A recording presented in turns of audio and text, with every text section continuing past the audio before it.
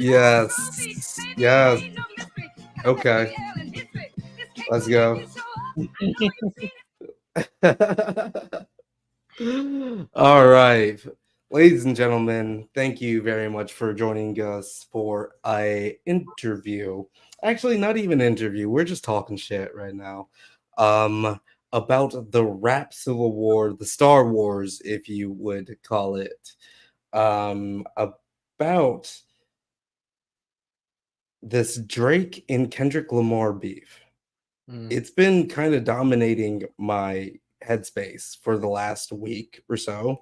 And that has been something that's been common for quite a few people. I think it's reached a cultural zeitgeist, and I was actually going to make a video about it, but I felt like, just doing a live would be a bit more efficient, more prominent. So I'm going to have some notes and everything that I'm going to guide the conversation with. But I do want to point out the fact that I will be talking with Shingi Movima. Yes, sir. Introduce yourself, please. Hey, man. The name is Shingima Vima, author, world class raconteur. I just include that for the kicks. But in any case, big fan of the hip and the hop. Um, I mean, going way back. In fact, even as a professor, as an academic, the first paper I ever got published back in 2015, 2016 was on battle rap and the traditions out of battle rap. So being a fan of battle rap even longer than that, and of course Yeah, hip hop in general. I was gonna mention that. I was gonna mention that. And uh oh yeah. Yeah, thank you everybody that's joined us. Sorry that we're going late, but absolutely thank you that you're here for us. But yeah, Shingi, your paper on battle rap was genius. I appreciate uh, that. Yeah. and so like you're basically one of the few experts, I would say, right? Like, you know, like as far as like a worldwide blink in the eye of this planet, right? You probably know a lot more about battle rap than the average person. Is that fair to say? Yeah, but that's not necessarily, that may be true, but I think not necessarily due to any brilliance in my part, but I think battle rap is still pretty niche. So even if I'm not even at the top of that, I'm still part of a select group that really pays attention Hmm. that community is still growing in that way. But it's interesting to see it sort of bridge into the mainstream in the way that it has done this time, Hmm. which again we'll get into talking a lot about. But just in the space of hyper social media that we are in, where again we'll see back to back tracks being dropped. Back in the day, right, pre social media, you might get a track, then maybe if maybe like a couple weeks later or something like that, somebody comes back in and does that, right, or before it catches our attention. Now we are waiting on our phones and our computers. 30 minutes later, something done dropped, and even the way Exactly. guys distribute it. So it's really taking. I'm Yeah. only talking about this to say that it's industry beef or mainstream beef has now taken on some of those characteristics of battle rap, where you're almost expected to rebuttal immediately. So it's been fun to see Oh from that. yeah, absolutely, absolutely. And listen, because your expertise on battle rap actually influenced one of my other videos, this Dragon Ball Z and hip hop, where I talk about like how Dragon Ball Z kind of influence, has an influence on battle rap. Indeed. Two people going at it, Mm, battling, mm. which is the sole conversation that we're trying to have tonight. As you are aware, as for Heya, I hope I'm pronouncing that right. For Heya, has noted that we haven't been able to get sleep since last Tuesday. Last Tuesday, Kendrick Lamar dropped Euphoria. Last month, Kendrick Lamar with Metro Boomin and Future dropped, or was it 2 months ago? Uh, dropped "We Don't Trust You" or uh, and the Like That record, right? Right. And then months before that, they, which I am kind of like thinking is the cultural touchstone of like where we can start the Civil War. All right. War never changes, gentlemen. Ladies and gentlemen, war never changes. And it is very hard to actually think about the variables that may escalate a Mm, confrontation, hmm. just like with all wars, right? Like you don't really know where it started, and it's really hard to actually figure out like what led to these events. But I'm going to just say definitively, in my opinion, that we can put a cultural touchstone on first person shooter mode, Hmm. and that is For All the Dogs, Drake's album For All the Dogs, that dropped in October, October, end of October. It had to be in October because it's a Drake album and he has the October's very own thing, For All the Dogs, and it featured the song First Person Shooter Mode. And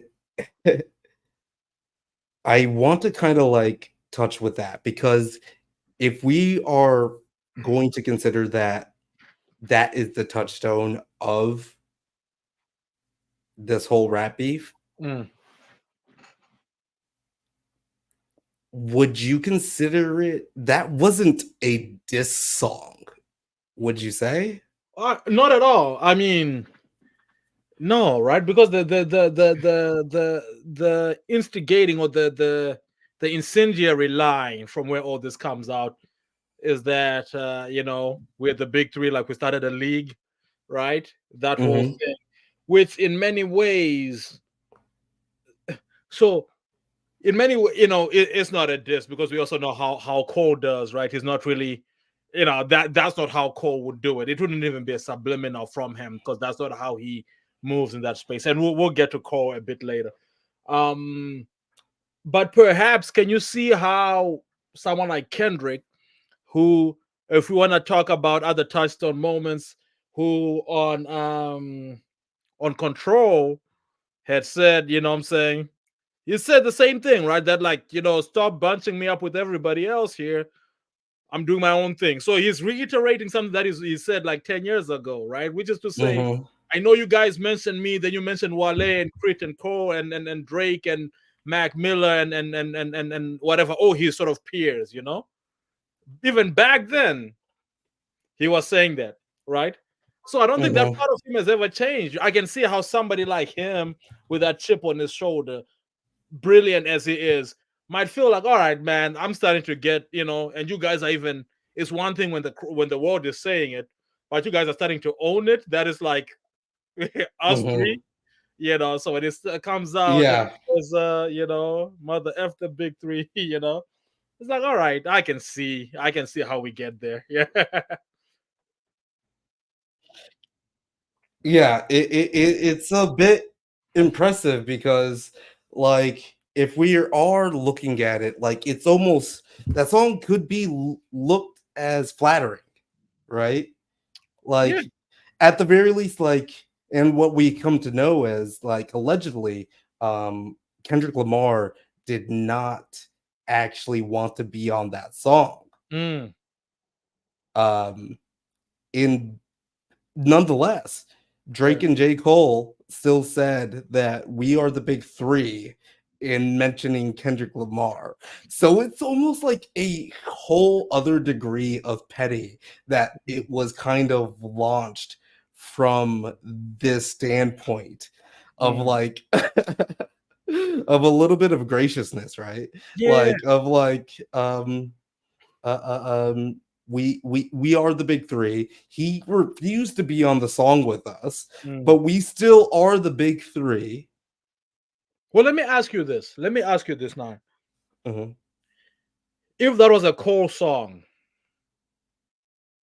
with that same line, do you think Kendrick reacts as viscerally as it does? Because I think Kendrick really just doesn't like I Drake. really think that Kendrick Lamar hates Drake. Mm, Like he does not stand for what Drake like represents or stands for. absolutely.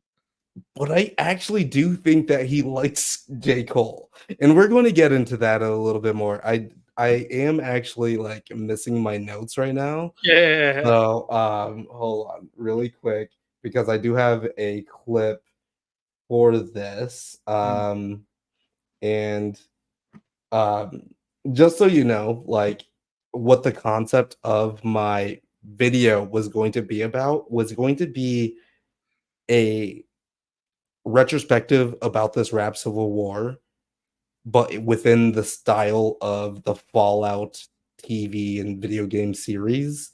mhm, So as if we were living in a post-apocalyptic um, wasteland that was brought about by this rap civil war. mhm. For all the nerds out there, you may know what I'm talking about. But I'm going to, and yes, for here, please let us know if you're not pronouncing your name correctly, just because, Mm, just because I'm not sure. But I do love your chime-ins here. First person shooter is truly the collab that launched 1,000 disses. I absolutely. absolutely do agree. When they argue the hardest MC, is it K Dot, is it Aubrey or me? We the So like I imagine J. Cole was saying that very, very earnestly, Yeah. correct? Mhm. But I also imagine that Kendrick Lamar was sitting alone in the dark while listening to that last October, and he's just like levitating and gathering his chi or whatever. Mm, and mm, and thinking about a response, or just like thinking about like if he should actually chime in. The thing about Kendrick Lamar is this: he's a different type of rapper. mhm, In like back in 2013, Kendrick Lamar delivered one of the most infamous rap tracks and rap verses, I should say, of that decade. And that was when he featured on Big Sean's Control. mm, It was a feature, ladies and gentlemen. And in this verse, he basically named every popular rapper of the time and declared war. Kendrick doesn't want to be part of the big three.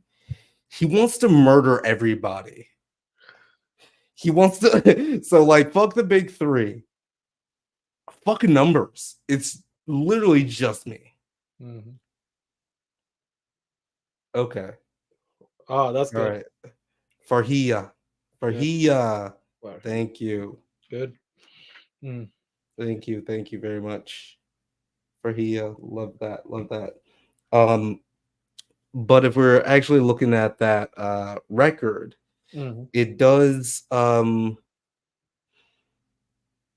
but like does it kind of like still feel like this was just coming out of nowhere?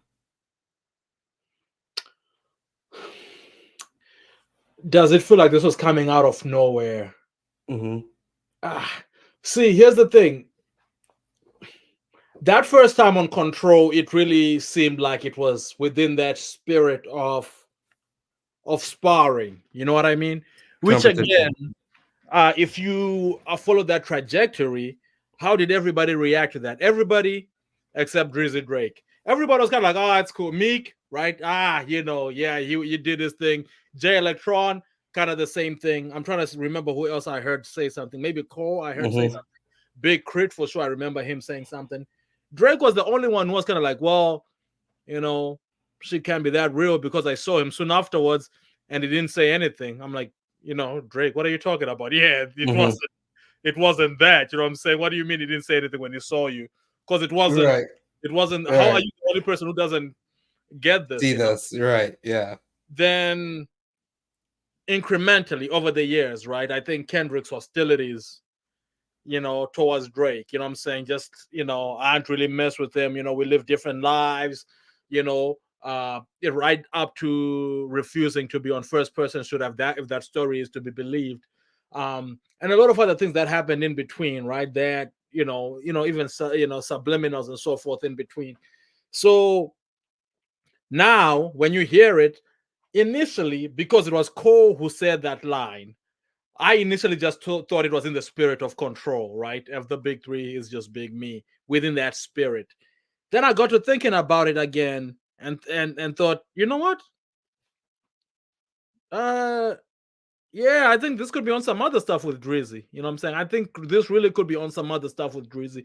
I don't know this happens the same way again if it was on a core album, on a core project, or even if Cole had just said that on a song by himself or whatever. I think that Hmm. the way I compare it to is, you know, if Nine is doing a video, right? It's like whatever, and I don't mess with Nine. Well, no, it's I'm okay on Nine, right? Or either I really like him or I'm okay on him. Then one day I see him doing a video with a dude that I absolutely loathe. You know what I'm saying? Right. Right. In Right. my mind, if I'm to be honest, I might be like, I just don't like this. But in my mind, I might say like, oh, this shit sucks. You know what I'm saying? Even if it's fine, but because it's something in there triggered, something a little more primordial within me, and I think that's what happened with this with Kendrick. It's like, yo, stop! I don't want to, I'm carving out my legacy. I'm Pulitzer Kendrick. I'm doing all this. We are not the same. Stop trying to Right. with these guys. And Yeah. that's that. We get the opening shot right there. Indeed. Okay. Okay. Yeah. Yeah. And so that's the yeah, so like that's the point I guess that we should make here, because like where does rap, where do people cross lines? Um I feel like rap is like one of the most um interesting like forms of like American music. I feel like rap, and I've actually been like telling you this idea for a while, that rap is kind of like the one true American time capsule, from which it stands. Like we can actually like document all of these different types of events that have happened through rap.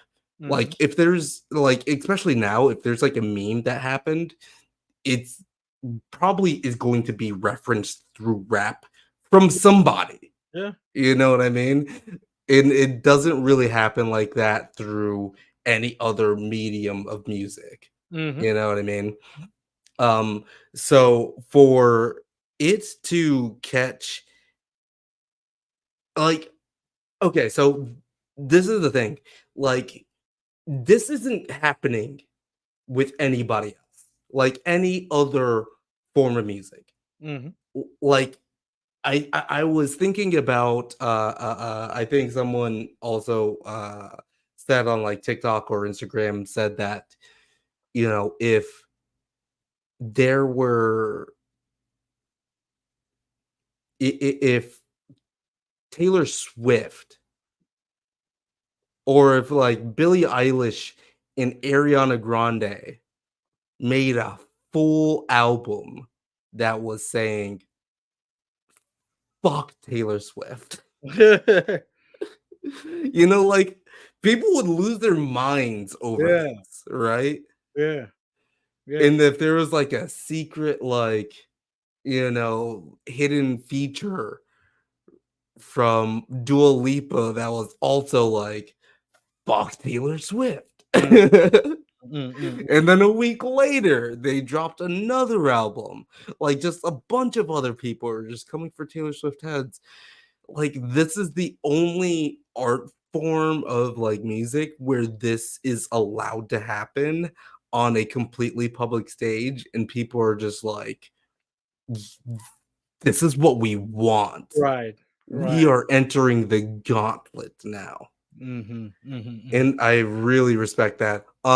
Listen, we have about 13 of you watching right on our own channel of Nine Nerd Yards, but then we also have um uh we also have 22 people watching in total. So leave a like, leave a comment, let us know what you think about the disc so far. We are still just talking about the early stages. Mm. Lil Frothy says here for a girl on girl diss album. Yeah. Yeah. Yo, listen, I would be too. Like, actually, the scenario that I just described, I would be all down for, but it's never going to happen, right? Well, I mean, we can get a go if we get a shout out to that comment, man. But I mean, a girl on girl this album would be a Megan Nikki kind of thing, right? Right, yeah, yeah. Hip hop, But because it's still in the realm of hip hop, right? oh yeah, oh Yeah, not yeah. yeah, So, like, but still, like, I'm saying, like, these are pop stars if we were talking about, like, the alternate universe that this would have happened with. mm-hmm. Um, And but no, like I'm all for like the girl this. It's like, I mean, Nicki Minaj is still like one of the most crazy. Like, listen, Lil Wayne needs to grab all of his kids. Yeah. All Well, of the cash money motherfuckers need to get the fuck rounded up and just like put yeah, away for just like a little bit. a They little need bit. counseling. They Yeah, need counseling. Um yeah. But for right now, I really wish that like I wasn't like the only one kind of like producing this. Mm. Um, but right now we are going to move on to because that was the prelude, the first person shooter mode and everything. Right. Um, then this is where it like this is where the world changes, I feel like. And that is, yeah, like that is where the world changes. And where he says, fuck the big three. Mm. It's just big me. Um, and it's not just that, Yeah. it's kind of just like the floodgates Uh-huh. are opened up. It's and this is where I respect Drake at. This is the respect that I'm going to throw Drake. Mm-hmm. It is Future that he is collabed with, Yeah. Metro that he is collabed with, Mm-hmm. Kendrick that he is collabed with. Yeah. And it's like almost a full album worth of just like fuck yous Yeah. to this one dude. Man. And he was able to like chop off like at the end of this thing, like Rick Ross is joining the fray. Yeah. ASAP Rocky is joining the fray. This is when like the coin of it is a rap civil war Mm. actually started, Right. or the 1v20 that a lot of people uh Farhia, uh I don't know, Joseph Rao, Ghost of Rap Boyfriend's Bad. Oh, okay. Yeah. All right. Man. Yeah. No, like it is just the I just kind of have to give Drake his props here because of how he released the song Pushups after this, right? Yeah. And it is literally him fighting off everybody. But is it? But All is of it? Is it 20? Yeah. Yeah. To Faria's point, I was looking. all of Drake's exes, I yeah. was looking at the track list for what's the one with Marvin's Room, and all these guys, man, The Weeknd, Kendrick, all, Mhm. all of these people, who he ends up like getting into it with even Rihanna to for that matter Mhm. of ASAP. All those guys are on that. Or I seen them on that project too. I was like, wow, this really is all his his exes. Like, but But that's like almost is a credence to like, why the fuck are they that mad at him though? You know, there's gonna be a reason then, right? There's gonna be like an actual there's because I has to don't. be a reason. Yeah. But also, is it 20v1 or is it 1v20 like Kendrick flips it later on, right? Where they say like, yo, This it's is yeah, with all of the ghostwriters, right? Like, sure, so we're gonna get into that just like a little sure, bit sure. later, right here, right here. But this is Drake, right? This is Drake at this point in time when he drops push-ups. It's Madara versus the Shinobi Alliance, and he is just taking niggas out right now. And for all my nerds out there, you already know. You know what I mean? Like,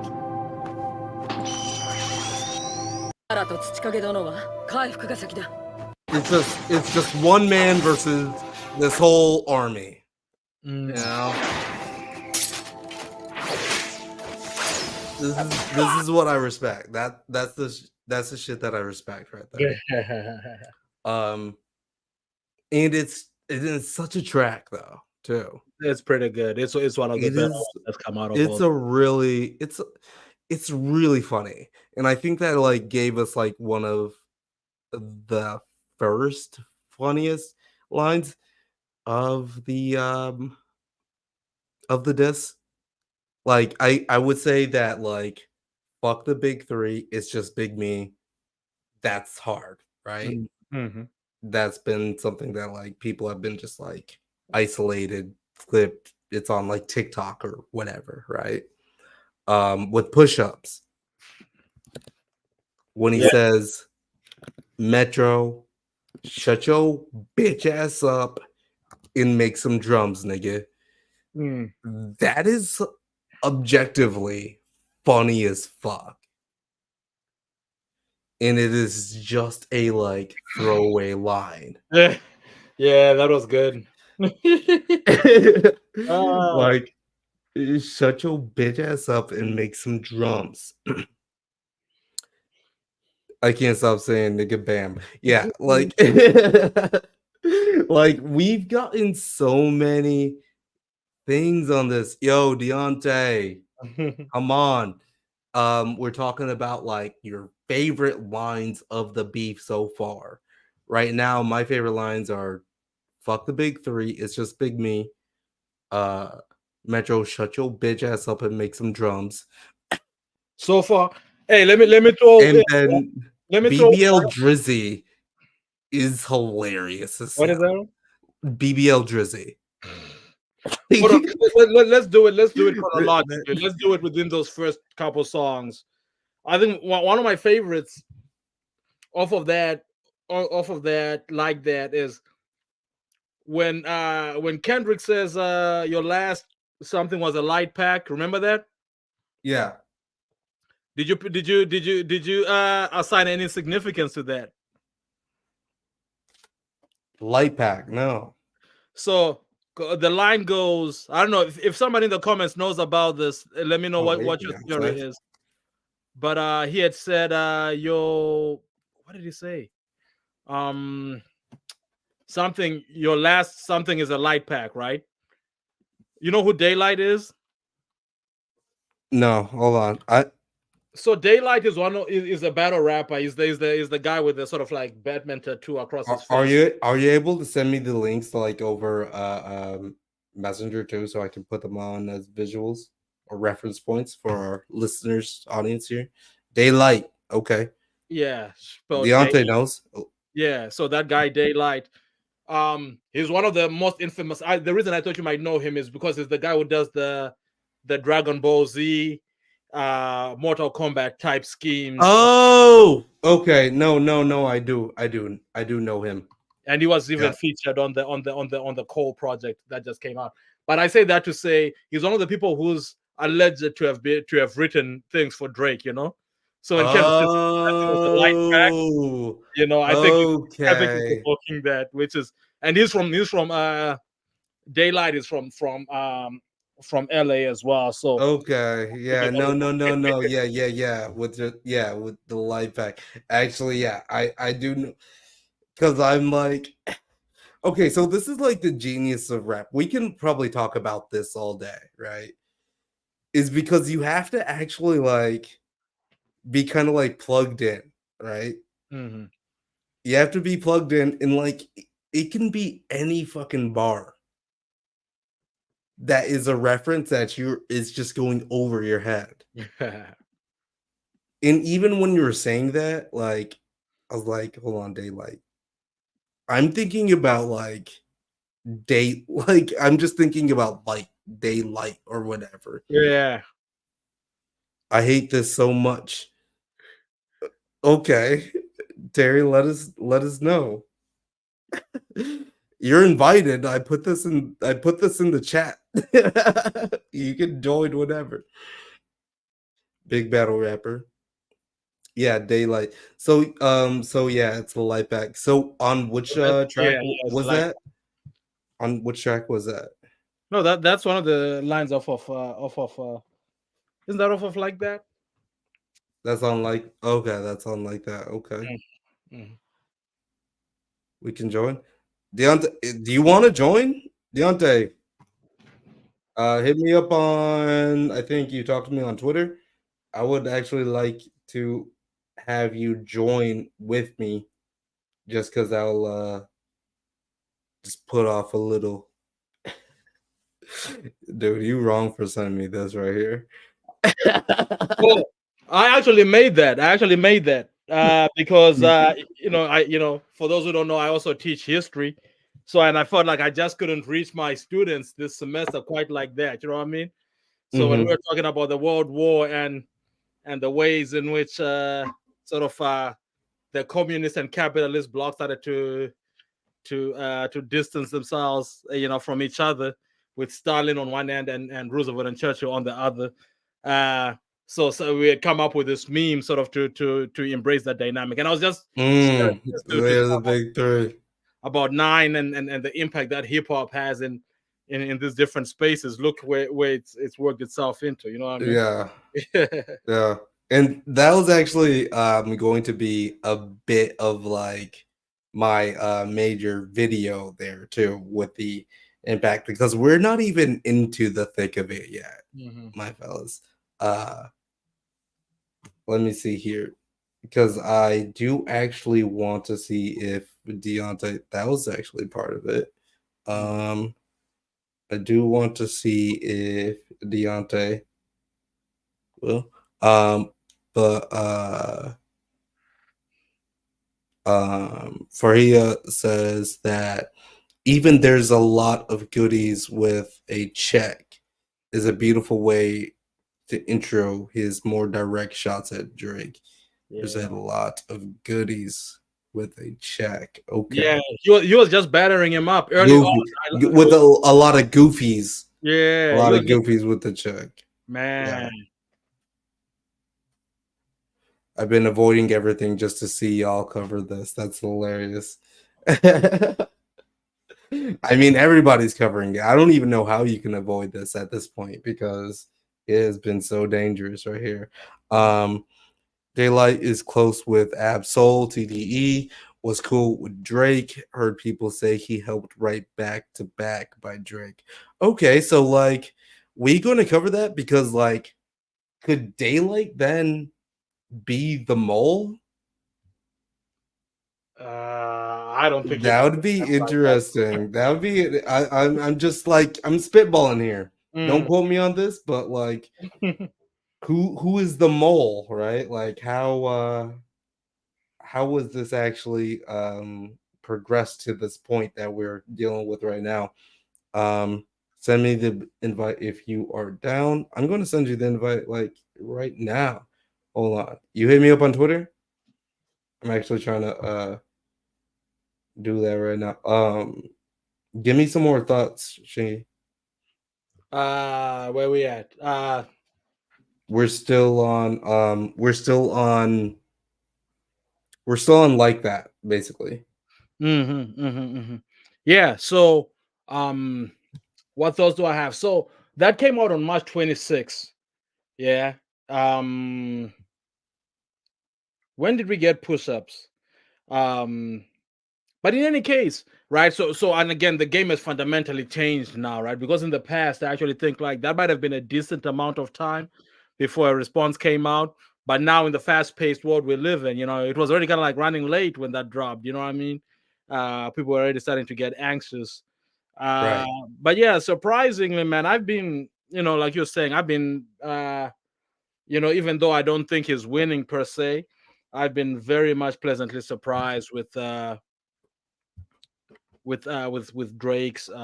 But tell me this: did 7 Minute Drill come out before Push-Ups? Because we've got to take a stop. Okay, yeah, we actually need to talk more about 7 Minute Drill. We Yeah. need to talk about the first, like maybe the first like actual response to the whole situation was J. Cole. And guys, listen. Guys,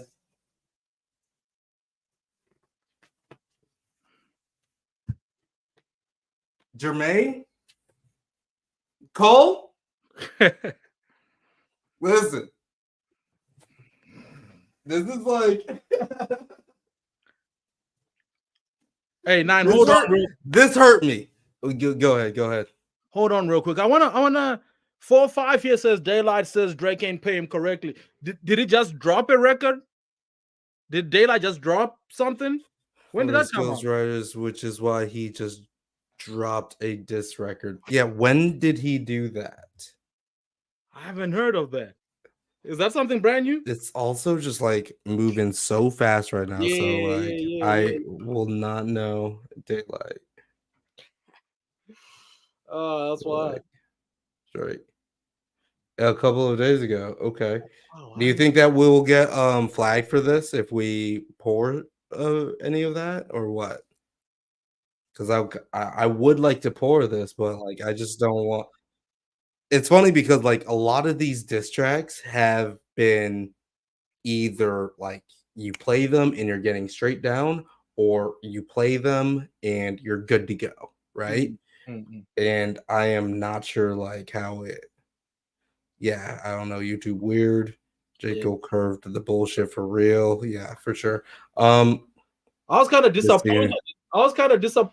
Like the part of me that felt like a beef involving Cole and either of these guys would just be nice. Would just be like bars, you know what I mean? So when first of all, that he even stepped into that ring initially was a little bit unexpected for me that he would actually say something like that, you know what I mean, on 7 Minute Drill. Which, by the way, came at the end of a pretty decent project, and I think, yeah, like I think we need to. The fact that it was called "Might Delete Later," yeah, is so funny to me because like he actually did delete it. Yeah. And But so like shouldn't the album be called like what? Did delete earlier or something? Didn't he just delete that one song? The album's still there, no? Wait, hold on. I think I might hear something right now. Hold on. Do I hear something right now? What was it? Someone's at the door, actually. Hey! Yo, what up? What up? It is Deonte. What's up? What's good with you, man? We have not. This is the first time that we have that you've jumped on the channel. Yeah, yes, sir. And I feel like that's actually a testament to the situation. You know, it's all hands on deck type of situation right now. Like literally too much really fire. It's too much. Like, I can't even handle this on my own. Like, can you imagine me just like trying to explain this live by myself? Like, I would be scrambling right now. So, and I'm so glad that you're joining us. Can you tell us a little bit about yourself or what you think about this situation right now? Yes, sorry. Yeah, so I'm from VA, right? Two up, two down. Okay. Man, the spotlight. This is okay. Okay. I'm Do from you want to VA. light it? No, I'm with it. I'm with it. Yeah. VA. Um, my goat is Donald Glover, Childish Gambino. Uh, Mm, that's my guy. So I found your channel because of the Atlanta stuff, which I appreciate the breakdowns as always. okay. More Yeah, I mean coming that's just soon, me. I promise. Hey, Yeah, nah, okay. hey, I'm part of the More coming Patreon, soon, so I promise. I can wait. Yeah, no, but like your Twitter is always fire, and we love you on 9 Nerd Yards and also Nerds at Night and all of the other things, Thank you. and we definitely love that you're going to be joining us and talking about this beef. Right now, we are actually just talking about J. Cole's role about this beef. Um, and I feel like it's kind of interesting where in the 7 minute drill, it's dropped. It's not perceived very well.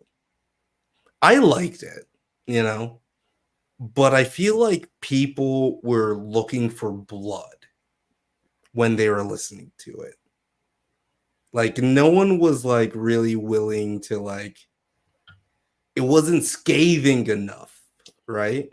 Mm-hmm. And I felt like, oh, and then at that point, in the point of public opinion, Mm-hmm. and maybe I would actually be able to like just play like a little snippet of that.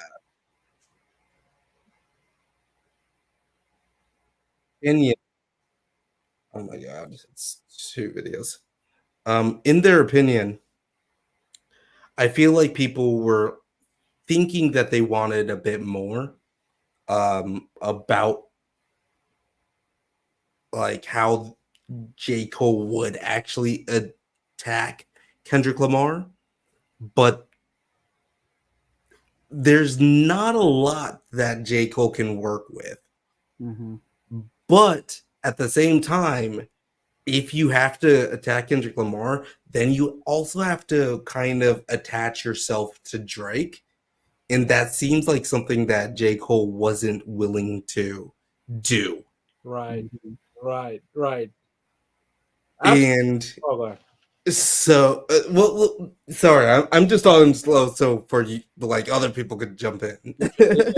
No. I think and Deonte, man, I'm interested in hearing what you think about this as well, because I think a large part of why that didn't hit was that first thing that Nine said right about, you kind of like is really, as you said, middle child in the past. In this case, it's a different kind of middle child. He's kind of like caught between these two guys that he obviously has some Literally the middle child. right, It so is some insanity.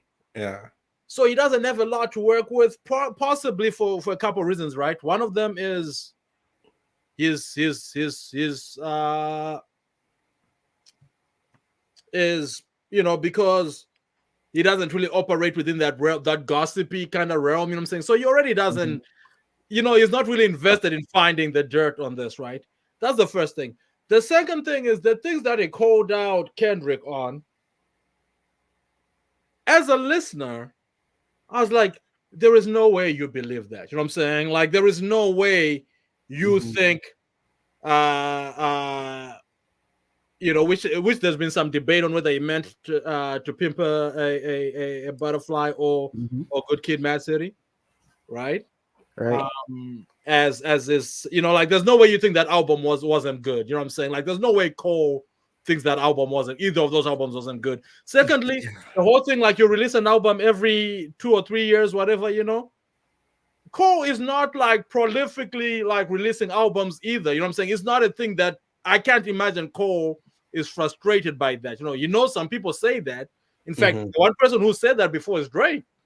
who said, like, I don't know about these guys who wait 2, 3, 4 years before putting out an album. Cole may have more projects than Kendrick, but it's not significantly more to a point where it's kind of like, this is a flaw in. So when he said that, right, I was like, it sounds good, but I know you, Cole. This is not. Mhm. So yeah, so I think that for me, I was Mhm. still kind of like a little bit. The fact that I even stepped into the ring and pulled out, you know what I'm saying? That's what I was kind of Mhm. like, maybe you shouldn't have in the first place. But in retrospect, that part is fine. it's okay. Right. Yeah, it's pretty deep. Um, on like all sides with it. I did want to touch on two things for 4 or 5 with the correction for daylight. Yeah, but at the same time, right, he did tweet that he felt like he was close to Kendrick and Drake as well. So daylight, obviously he's on the West Coast. West Coast is going to ride together, but daylight does have he has worked with Kendrick and Drake. I believe he has a song with Drake and Joe Budden. To getting back to J. Cole, that whole situation is crazy because how deep do y'all want to go on that? Because did y'all see recently like why he backed out? Now No, take it. yeah. Let's know. Because I was actually about to hold on. I'll just play this little clip right Yeah. here. Right here.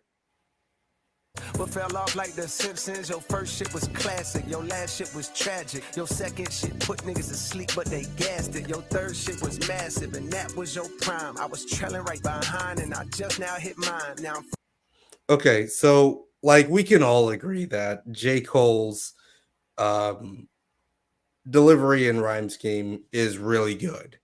But like his words just are not like that doesn't make sense, bro. Mm-hmm. Like your first shit, it was classic. He's talking about Good Kid, Mad City. Absolutely. For sure. Mr. Morale, Mr. Morale Mm. was not tragic. It was so good. Mm-hmm. Like Mr. Morale is so good. Like there's not like anything that like like you can't like actually argue against Kendrick's discography, Mm-hmm. right? I don't So know, man. A lot of people feel some type of way about Mr. Morale, bro. It's still a good lot of though. people, I mean, some people. Well, I'll say this. I don't think it's tragic as in bad. The only way you can possibly use the word tragic on that album is to say some of it was a story of tragedies. You know what I'm saying? Like, okay, all right. Well, hold on. Name J. Cole's last album, I forgot that Mike, joke. no. huh? Nah. Uh, Yes. So you see how that's tragic? Yeah. Like like how are you gonna be talking about that though? Like where you're just like, unless you're a fan of J. Cole, it's kind of like hard to like keep the hype around him alive. mhm. So like it's not the same way as like talking about Kendrick or Drake. That's kind of like the middle child thing that we were talking about. But what did you say before that when what I was going to look up? So the reason why, almost said the reason why. Let me give you the lead up. The reason why J. Cole even backed out of this, right? Because if you look at the context of it at the beginning of it, obviously it looks like he's on Drake's side. He's first person shooter, and he's saying like it's me and you. You know what I'm saying? Like, yeah, he's talking about all Yeah. three, but like it's just those two. So the framework is like it's those two versus Kendrick. That's what the optics look like. And so at I almost said DreamCon at Dreamville, something very important happened. Schoolboy Q was there, and he basically gave J. Cole the Oh, word, what like, he backed "Hey, out. yeah." He's like, "Hey, look, this isn't no my rap is better than yours. Like Kendrick hates this guy, and so like you want to get out of here." Yeah, I got that. I think we can actually play this. If I didn't have to watch ads here, Jesus. Except for one part. It's one part of that shit that make me feel like, man, that's the lamest shit I ever did in my fucking life, right? And I know this is not what a lot of people want to hear. I know I can hear my niggas up there right now like, nah, don't do that. But I got to keep it 100 with y'all, right? I damn near had a relapse, right? Because y'all heard some shit that happened 3 weeks ago, however long it was. Y'all heard that bazooka that was dropped on the motherfucking game, right? I love that he actually just like addresses it as a bazooka. Like it's just kind of like you know what's coming, right? Like it, like that's a war. So all of this time of me moving on my own accord, for the first time I was tested. Why am I tested? Because I got the world and I got my niggas like, what you gonna do, Cole? My niggas like, boy, I must have had 1,000 missed calls. Oh my fucking God. Text flooded. I couldn't even answer my shit. Nigga, it's wartime. Boom, boom, boom, right? Niggas want to see blood. And I was conflicted because, one, I know my heart, you know what I mean? And like, I know how I feel about my peers, these two niggas that I just been blessed to even stand beside in this game, let alone chase their greatness, right? So I felt conflicted because I'm like, bro, I know I don't really feel no way, but the world want to see blood. I don't know if y'all can feel that, but the world want to see blood. So I say all of that to say, in my spirit of trying to like get this music out, I ain't gonna lie to y'all, I moved in a way that I feel spiritually feel bad on me. Like I try to like jab my nigga back and I try to keep it friendly. But at the end of the day, when I listen to it and when it comes out and I see the talk, that shit don't sit right with my spirit. That shit make me feel, that shit disrupts my fucking peace. So what I want to say right here tonight is, in the midst of me doing that and in that shit, trying to find a little angle and downplay this nigga's fucking catalog and his greatness, I want to say right now tonight, how many people think Kendrick Lamar is one of the greatest motherfuckers to ever touch a fucking microphone? Dreamville, y'all love Kendrick Lamar, correct? As do I. So I just want to come up here and be like, publicly be like, bro, that was the lamest, like goofiest shit. And I say all that to say, it made me feel like 10 years ago when I was moving incorrectly. And I pray that God align me back up on my purpose and on my path. You know what I mean? I pray that my nigga really didn't feel no way. And if he did, my nigga, I got my chin out. Take your best shot. I'm gonna take that shit on the chin, boy. Do what you do. You know what I mean? Like, all good. Like, it's love. And I pray that, y'all are like, forgive a nigga for like the misstep, and then I can get back to my true path. Cause I ain't gonna lie to y'all. Past 2 days felt terrible. Like, it let me know how. All right. So this has been also like a subject of the cultural zeitgeist, right? Like the fact that like this went from people clowning on Cole to backing out to people being like, Cole has made the best decision ever. And I really think that is a very interesting dichotomy of like what we how we figure this thing out. Because I was like, Cole, you can't back out. Please, Cole. Like, look at my goddamn wall right now. Look at this image right now. Like, I am like, yo, listen. But now, as things stand, it's been like every meme has been like, thank God Cole did not enter this. And I think that's kind of funny. What do you guys think about that?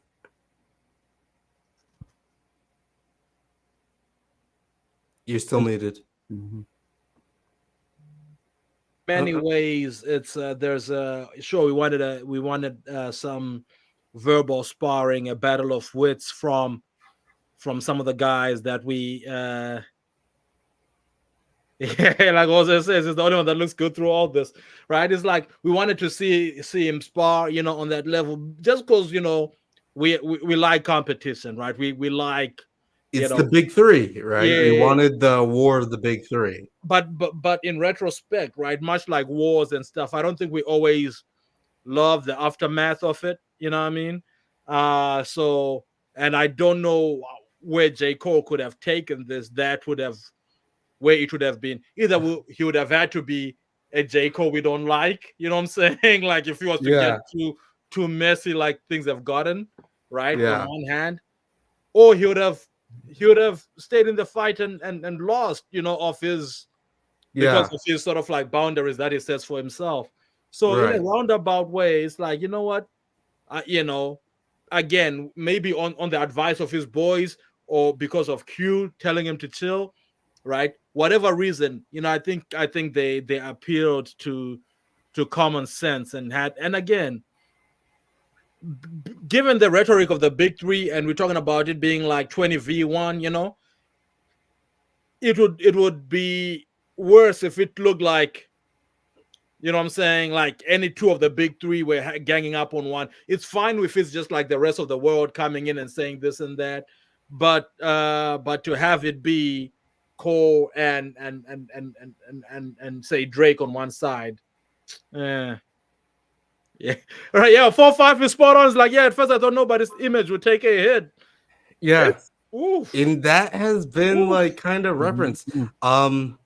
Okay, so we talked about this in like the aftermath and like people like clowning on J. Cole or whatever, right?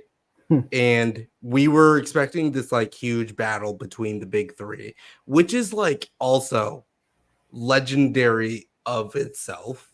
Like just the naming of that of the big three, that sounds like so anime. Mhm. It sounds like so like something that we would have named like a battle of like Chinese dynasties or something, Right. like the battle of the big three.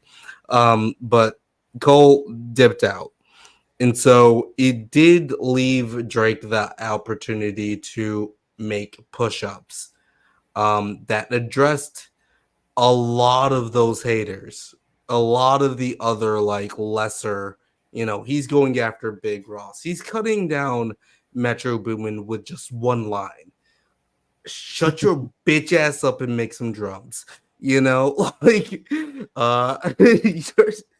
which is still one of my favorite lines.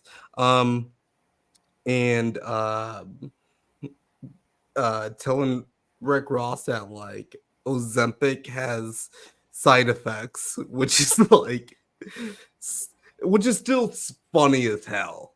Yes. And also like push-ups just being like, drop and give me 50. Mm. The substance of that, like being like, give me like 50 as in like, I do what I say, give me some push-ups, but also 50 as in I'm giving, like I'm taking half.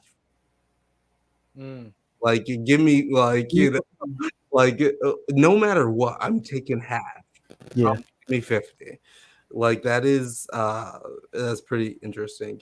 And the And Uh, also, crazy he's thing giving about him that, 50 responses now, so it's kind of like he's giving him his right. And yeah, that's what I was about to they're all say. responses.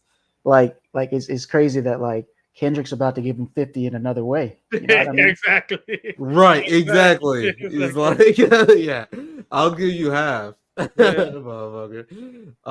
But again, it is so much like this is the era where people are like, oh man, Drake isn't responding, Mm. right? Or I mean, Kendrick isn't responding, and like Drake's just out here just being like, you know,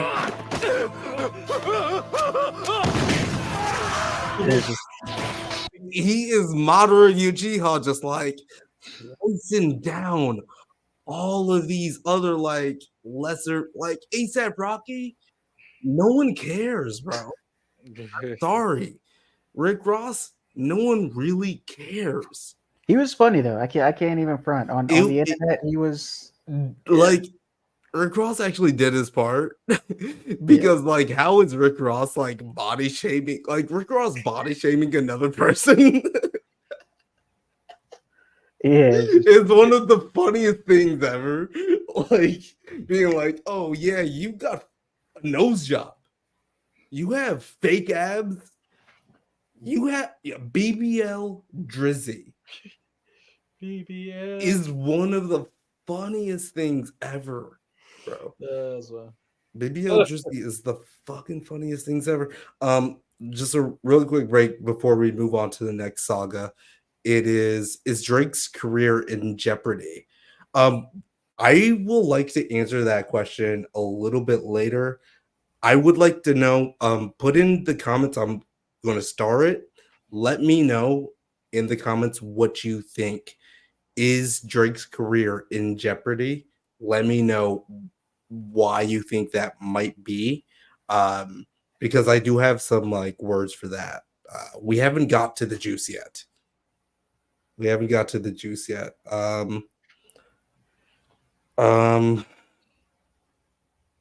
We have for real, even though Kendrick Def won in quotation marks, this is the only rap beef where I feel less excited for new music from each artist, obviously to way different degrees. I would actually like to know in which degrees that you're talking about there, and then also why you feel that way. Because And like I'm actually more excited to a lot of different artists. Like I feel like this is actually kind of like a shift in the status quo a little bit where people need to change a little. and to your questions for Faria 9, I also want to say when though did you feel that way from the beginning, or do you feel like the longer it's gone on, you're feeling less enthused, or if it was, what I'm saying? Because I think, I don't know, have we had Yeah, do you have an answer to this question, or like what do you got? Chinky. to what question? Sorry. Oh yeah, or like with the I mean with the uh inference of this. Oh, well, I was kind of waiting for her to get back in so we can engage more on that. But otherwise, I don't think too much has shifted on that. If they put out good stuff, I'm here for it. If it's what I'm saying, I don't think it's really shifted me anyway as far as how much I anticipate, their stuff. Also, yeah, because I think like when Kendrick, when he puts out an album, like it's not gonna be about this, you know what I mean? So I can look forward to it because I like Kendrick albums. Drake might still be on that, but again, I'm not too big into Drake's more recent albums. You'll probably have some banger singles like he always does, you know what I'm saying? So but we'll talk more about that when we get to talking about Desi's question about Right. this affect his legacy. But oh man, I've forgotten my Initial. Deonte, do you have you want to speak on that a little bit? I'll say this, right? I think for most of the artists involved, I'm more curious about where they're going next. Even ASAP Rocky. Maybe not Right. musically, but I'm just kind of like, all right, what are you gonna do now? Like for everyone, I care whether it's 1% or 100%. I care a little bit more about Rihanna now, as far as like, okay, what are you gonna do now? Like, what are you gonna release a song and have a slight diss towards Drake in it? Like, what's going on? Right. Yeah. Yeah. So I'm curious of the weekend. Like that still kind of is just like what's going on Right. there. Like with Metro and BBL Drizzy, like Yeah. that whole contest. Well, we'll get to that. But all the different stuff that's going We're gonna on, get to that. Yeah. what I do care a little bit more about what's going on for everyone next.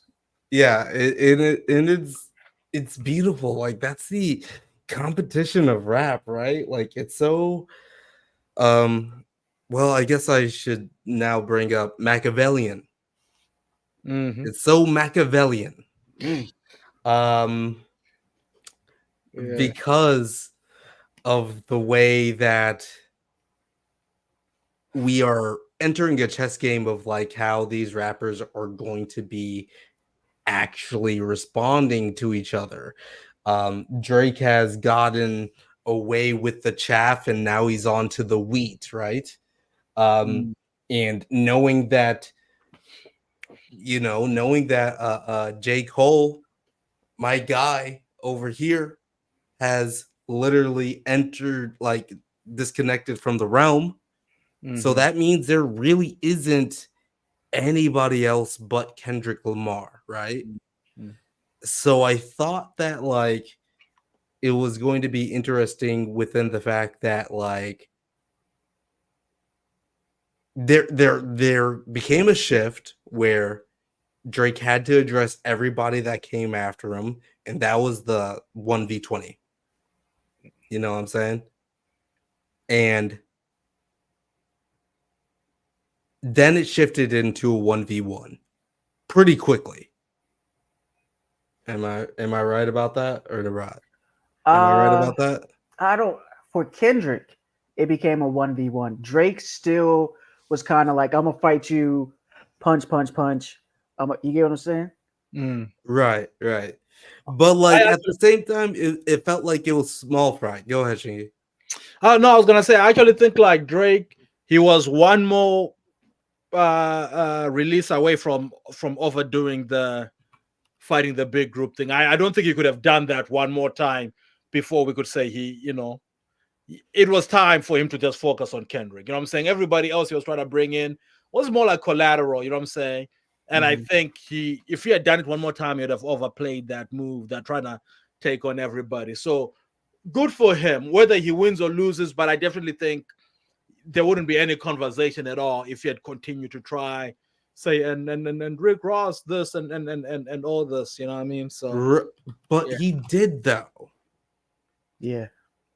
I He mean, he did. did that. I mean, he did absolutely. But I'm saying, when was the last time he did that? On not on push-ups. On was it on push-ups? No, no, no. Was it on Tailor Made that is spoke about a bunch of people? That uh, was it, and it was Kinda. also on Family Family Matters. Matters. Family Yeah. Matters. I Family would Matters. say that Family he did Matters. Yeah, that Family too. Matters. Yeah. Yeah. Um uh Drake Family Matters. Yeah. Okay. Yeah. Run that. I'm gonna pull that up just Yeah.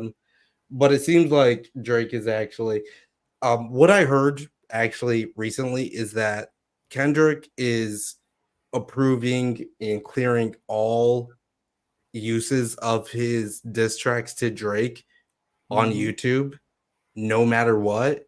And Drake has been copywriting claiming all of his songs, Mm-hmm. which is like in the court of public opinion, that's a bad move, Drake. Oh, it's lame as shit. Yeah. That is very lame. That is so bad. Like it's just like making it very hard to even talk about this. Um, and I want to still like okay, let's see here. So we are on okay. Push-ups, Euphoria. Mm-hmm. Let's talk about that. Euphoria. That was the time Mm. that I'm talking about like how I'm talking about how like Drake literally did a 20 or 1v20 and he Mm-hmm. was taking everybody out Mm-hmm. on that track. Yeah. But little did we know that there was a it's been a week since Euphoria dropped. There was a bomb that was waiting for us last week, and that was Euphoria. Mm. And that may be the start of the run of like it's a blitzkrieg Mhm. start. That's the word. Yep. I'm saying Euphoria had the internet jumping. Mm-hmm. Um, I don't know how much I can even play of Never this, had been your collection. I but know. it's a 3-beat Mm. switch up song. 3 switches. So 3 switches, and it goes off on like so many different themes that we did not know that were going to be extrapolated on over time, over like 3 other different songs that were going to be released over the weekend.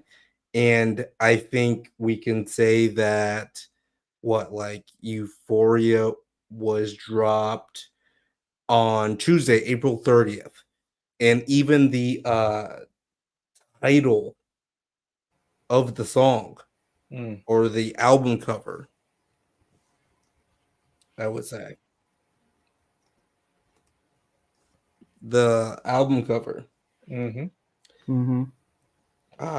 is just the definition of Euphoria. And it at the bottom it says, and I feel like I want to call this out because I feel like a lot of people like miss this, is that they had almost a week to recover from the euphoria of Tuesday's series winning victory, Clifton Brown, right? And uh it dropped on a Tuesday. And like the whole week prior, people were like, when is Kendrick going to reply? When is Kendrick going to reply? I feel like it was just like a Tuesday series winning. Like he was laying down groundwork of the shit that he was going to do Mhm. this whole time since Euphoria. It Mm-hmm. is ridiculous the planning that like he spent a week just kind of like building up and finalizing these tracks, and I feel like that's why we haven't gotten one back right now. um but Euphoria, how were you guys feeling when Euphoria dropped literally less than a week ago? Hopefully I can bring up some lyrics. Yeah, I think this was a 6 minute song, right? 3 beats, like we're talking about. 6 minutes long. This is the moment that the battle goes nuclear, as it were. You know what I mean? I Yeah, think prior to this, sure, there's been jabs, but Kendrick has said, if the big three is just big me. Uh, Drake has been slick a little bit, but again, it's still going 1v20. So even the parts that are dedicated to Kendrick, no matter how scathing they may be, it's still not. It's not a 6 minute song. You know what I mean? Uh, then the music of it, then the bars of it, right? In fact, there's there's some stuff here that I'm loving, man. That I'm kind of like, knowing what we know now. I'm like, oh yeah, he was really baiting, dude. When he was talking about saying stuff about my family, don't do that. Mm-hmm. Uh, there's, it went all levels of this, right? There's the very funny kind of stuff. The What's it talking about? When I see you stand by sexy red, I believe you see two bad bitches. Crack me up. dude, it Then of is so like I'm pretty sure like I can actually like play the song. Yeah, but also real um quick, I'll also say this, man. I'll also say this about this battle, because a lot of people will say like, this new age stuff is not all that. But one thing that I can say right away that I'm gonna give it credit to, in terms of like names of the diss tracks, this is up there with the way the thought process that's gone into it. Because think about Kendrick taking Drake's time and city thing for 616. Then Drake saying the hot pot six. It's kind of like, all right, man, Mm-hmm. you're on point Dude, with this, yeah, yeah. yeah, like the hard part 6, that is brilliant. That is like like you can't ever make it hard part 6. Kendrick. It's over with. And then, but like also when people search, like if there's a new season of Euphoria, or like, oh, Drake is a executive producer in Euphoria, it is literally now going to pop up with Kendrick Lamar's diss track. Like it is, like these are career roadblocks. Like it's not just like diss tracks. These are like, I'm gonna fucking stop you. And it again, war never changes. Like you never think about this shit in just like regular life, you know what I mean? But like okay, so I'm gonna play Euphoria. Fabricate stories on the family front. I'm pretty sure I can. Mr. Morale, a pathetic master manipulator. I can smell the tails on you now. You're not a rap artist, you a scam artist with the hopes of being accepted. Tommy Hilfiger stood out, but FUBU never had been your collection. I make music that electrify 'em. You make music that pacify 'em. I can double down on that line, but spare you this time. That's random acts of kindness. Know you're a master manipulator and habitual liar too. But don't tell no lie about me, and I won't tell truths about you. Shoo! Shoo! Shoo! Shoo! Shoo! Shoo! Beep, beep, beep, beep, beep, beep. Yeah, I'm out the way, yeah, I'm low, okay. Yeah, the island right here is remote, okay. I ain't thinking about no reaper, nigga, I'm reaping what I sow, okay. Got a Benjamin and a Jackson all in my house, like I'm Joe, okay. Hellcat, met his homeboys in them types LA solo, okay. Everybody wanna be demon till they get chipped by your throwaway. And I might do a show a day. Once a lame, always a lame. Oh, you thought the money, the power of fame will make you go away. Have you ever played? Have you ever? Okay, nigga, let's play. Have you ever walked your enemy down like with a poker face? Have you ever paid 500,000 like to an open case? Well, I have, and I failed at both, but I came out straight. I hate when a rapper talk about guns, then somebody die, they turn into nuns, then hop online like pray for my city. He faking for likes and digital hugs. His daddy a killer, he wanna be junior. They must have forgot the shit that they done. Dementia must run in his family, but let it get shaky. I park his son. The very first time I shot me a Drake, the homie had told me to aim it this way. I didn't point down enough. Today I show you I learned from those mistakes. Somebody had told me that you got a ring. On God, I'm ready to double the wage. I'd rather do that than let a Canadian nigga make Pac turn in his grave. Cut the business, you got shit twisted. What is it, the brakes? I hurt your feelings, you don't work with me no more. Okay. There's 3 ghosts left, and I see 2 of them kissing and hugging on stage. I love them to death, and in 8 bars I'll explain that phrase. It's not nobody can tell me. I don't want to talk on no selling. You know I got language barriers. It's no accent you can sell me. You're cold and ivory, no, I'm a selfish nigga. The crown is heavy. I pray they my real friends. If not, I'm YNW Melly. I don't like you popping. Okay. So the Melly bar. Yeah, that's crazy bar. Genius, right? Yeah. And let me say this. I remember Genius. I remember watching Okay, the oh, my bad. No, go ahead. Go ahead. I was gonna say this real quick. Like, I remember watching DJ Academics. I think like speaking on the culture as well is like super important, like the world shaping around as these songs are dropping, right? You have different people like, oh, I support Kendrick, I support Drake. One of the biggest Drake fan club members, DJ Academics. You know what I mean? I remember just listening to his stream and people were saying they weren't feeling this. And I was like, you guys are tripping because Euphoria is fire. Like, y'all don't know what you're talking about right now. Yeah, I just wanted to say that. Man, I work out to the song. Yo, to the point about the Melly bar being genius, Nine, you seemed a little skeptical. But here's my favorite part about that line. The line itself is fine. It's pretty good. But you already know, Nine, where I'm going with this as a storyteller. That, like, one of the things I love about Dave Chappelle is the callback, the setup. But when you're like, oh, in 8 bars, you know why I'm saying this, whatever. Then it like that for me was like, all right, 8 bro. bars? Hell yeah. Bro. Yeah, I was like, okay, yeah, that's Like I'm kind of a little sick right now because like that is needs to be talked about a little bit more. Because okay, let me see here. So let me see if it actually like shows up on Genius. I love him to death, and in 8 bars, I'll explain that phrase. Huh. 1, 2, 3, 4, 5. So it doesn't explain it on Genius, but within the track, it is within 8 meters that he says, yeah, you know, like I love him to death.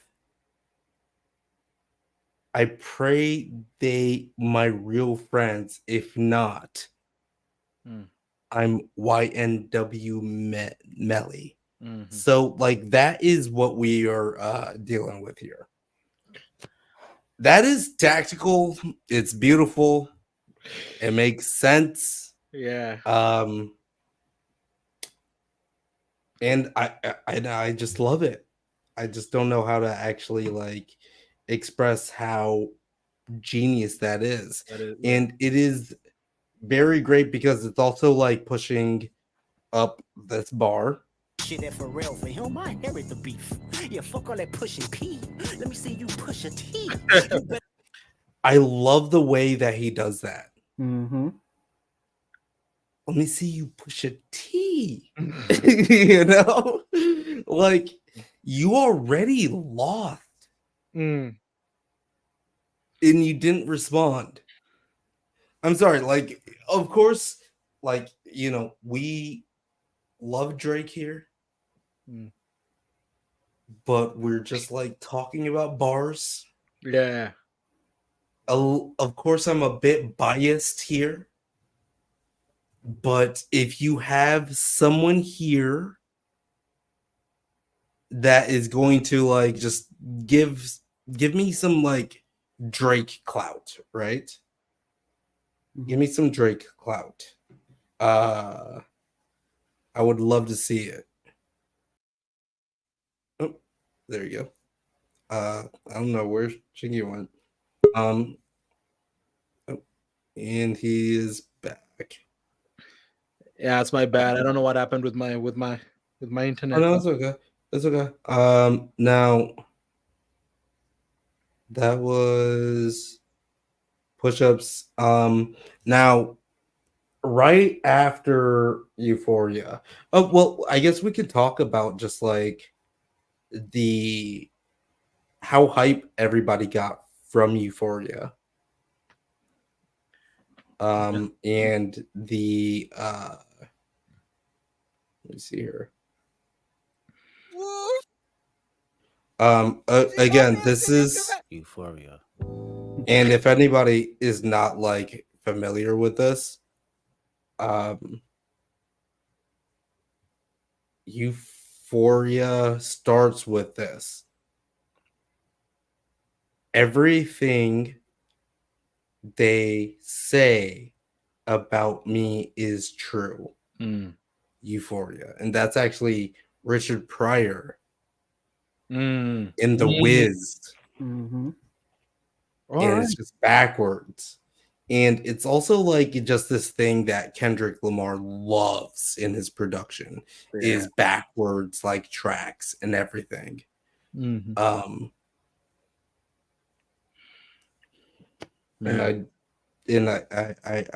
just love that. I just love that. Hey, let me get one thing in real quick before we move on from Euphoria 9. Oh yeah, There's I'm a bar looking for all here the thoughts. which I think preempts. So when I say you know, in the interest of being impartial and being very fair, but I think there's a bar here that might be understated, but for me marks in many ways the moment where I feel like Drake, I didn't know it at the time, but I feel like, you know, he doesn't come back from this, you know. and that's this, and this is largely due to how he reacts to these things. I make music that electrify him. You make music that pacify him, right? So Yes. Mhm. on one hand, there's that, my shit is hype and gets the people going. Your stuff is more, if you can imagine.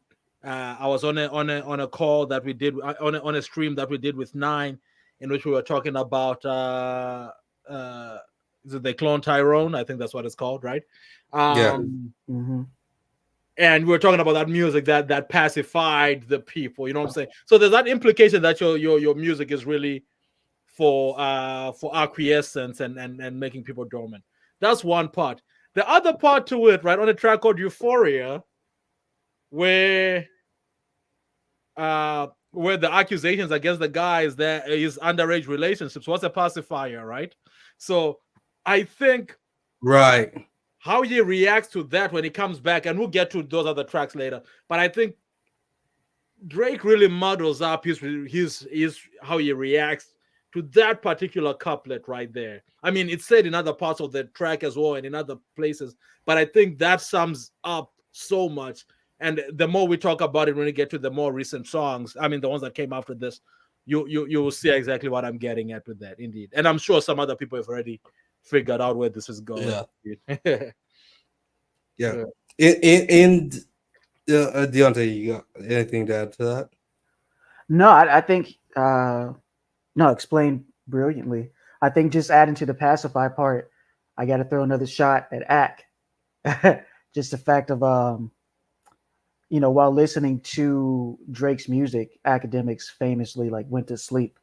So even just like the whole thing of just like pacifying the music, Oh yeah. like, went to sleep Is that listening to it. like Yeah, what yeah, what album was that when he did that? I think that was man, it's one of the last two. Drake's released so much music, by the way. It's I think it was Certified Lover Yeah, Boy. Drake Yeah. released. Okay, yeah, Certified Lover Boy. That makes sense. Absolutely. And Yeah, he just went to and sleep. there's a lot more. And I actually want to like talk about more about the lyrics of Euphoria and how that kind of just laid a groundwork of like what we were going to be expecting here. Even when it comes to like the weird ass like I think so, to get feeling like Haley Joel Osteen. Mm-hmm. And it's like Joel Osteen, funny, he was in a film called AI. So like Haley Joel Osment, and then My Sixth Sense telling me to off him. And it's really hard, like not like you almost have to listen to it while you're looking at the lyrics to actually like understand what is going on here, because if you don't, then you're going to get a little bit confused, and I can see Chingy getting a little bit confused. Yeah, please fill in the gaps, bro. I must concede that. I was like, wait, you couldn't have got like, yeah. Tell me about that, bro. Okay, well, I mean, I have. God, this is. You see how long this thing is? Like, I don't want to be here all night, right? But basically, Haley Joel Osment was in AI, Yeah, and then also he's the person in the Sixth Sense. Yep. Right? That I get. And Yeah. then later we will get a diss track from Kendrick Lamar that starts off by saying, "Shh, I see dead people." Right? So like there's a limit of all of like that being like these are like little snippets of what we're going to see throughout this weekend. And You want to then know what's crazy? Oh, my bad. go ahead. It was just a quick tidbit. Like, so what's crazy is as soon as you said I see dead people, my body just started bouncing because of the song it's associated with. Like, like my body just This started is the bop. Yeah, this is yeah, the yeah. like a Hey, Pavlov okay. effect has definitely All got me. right, yeah. Step this way. And then yeah, like they even like updated the because Genius is an ever growing platform, so they're always refining the lyrics. So they even stepped this to yeah, OV ho niggas. Hmm. Zack Riders.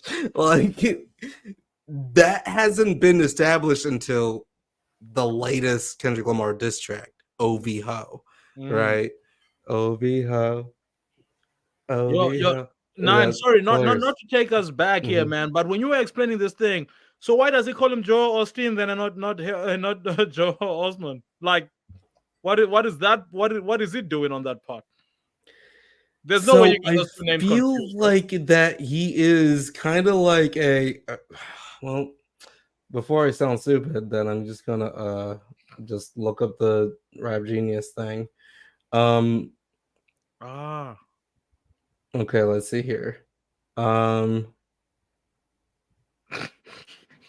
Okay, Kendrick then appears to rap Joel Hale Austin, likely because he is focusing on the rhyme scheme of Austin off him. However, he is actually referring to Joel Osteen and Haley Joel Osment. This may be deliberate, confusing Joel Osteen and Haley Joel Osment to play on the idea that he does not know who he is battling. So, bro, like, yeah, like, okay, that's I would cut this out. that's a Like, reach, bro. I was just going off of like he was just all right. Let's just go to where this happens Yeah. and the song and we can actually like because like I was just going up I don't know why he said Joel Austin or like why they corrected it to But you see Joel Austin. the paragraph after that, the annotation after that was talking about how he uses AI. Joel Austin is a famous pastor from Houston, Texas. Joel has famously been impersonated multiple times, including by AI, and he also been accused of using a ghostwriter.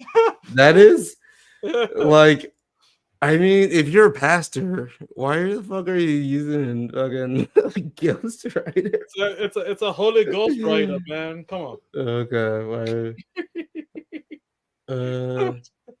Ghost writer. yeah, but yeah, like shout out to Kendrick for real because like I was actually testing that earlier to see if we were going to be able to like play Kendrick songs.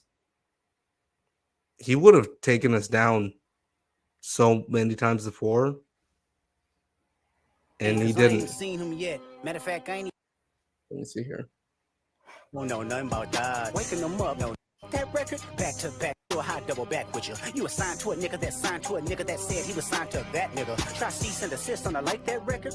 Oh, what, you ain't like that record? Back to back, I like that record. I'ma get back to that for the record. Why would I call around trying to get dirt on niggas? Y'all thinking my life is rap? That's whole shit. I got a son to raise, but I can see you don't know nothing about that. Waking them up, know nothing about that. Then tell them to pray, know nothing about that. Then giving them tools to walk through life like day by day, know nothing about that. Teaching them morals, integrity, discipline. Listen, man, you don't know nothing about that. Speaking the truth and consider what God's considering. You don't know nothing about that. Ain't 20v1, it's 1v20 if I gotta smack niggas that right with you. Yeah, bring them out too, I clean them out too. Tell Bean that he better stay right with you. Am I battling ghosts or AI? Nigga feeling like Joe Hill Austin.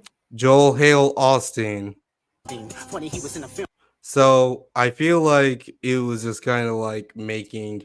I don't know though. Like unless we like hear it from Kendrick's mouth, I'm going to just take it as like a easier way to rhyme Haley Joel Austin. Hmm. But like I feel like genius motherfuckers are reaching on this one.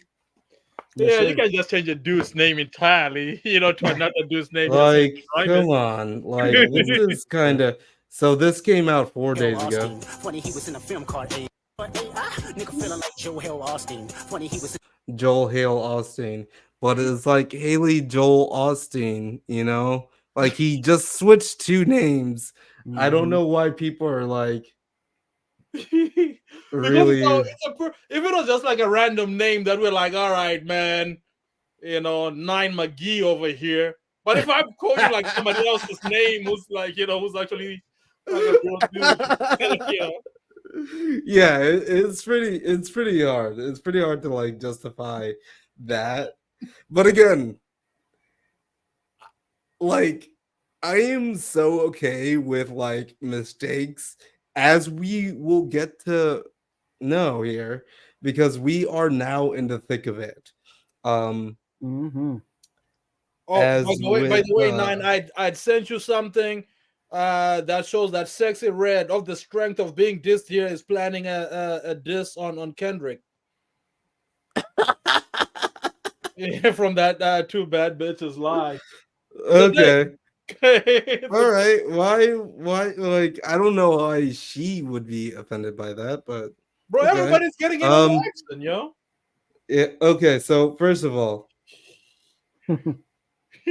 I would like to say that I've been a contributor to Genius since it was called Rap Genius.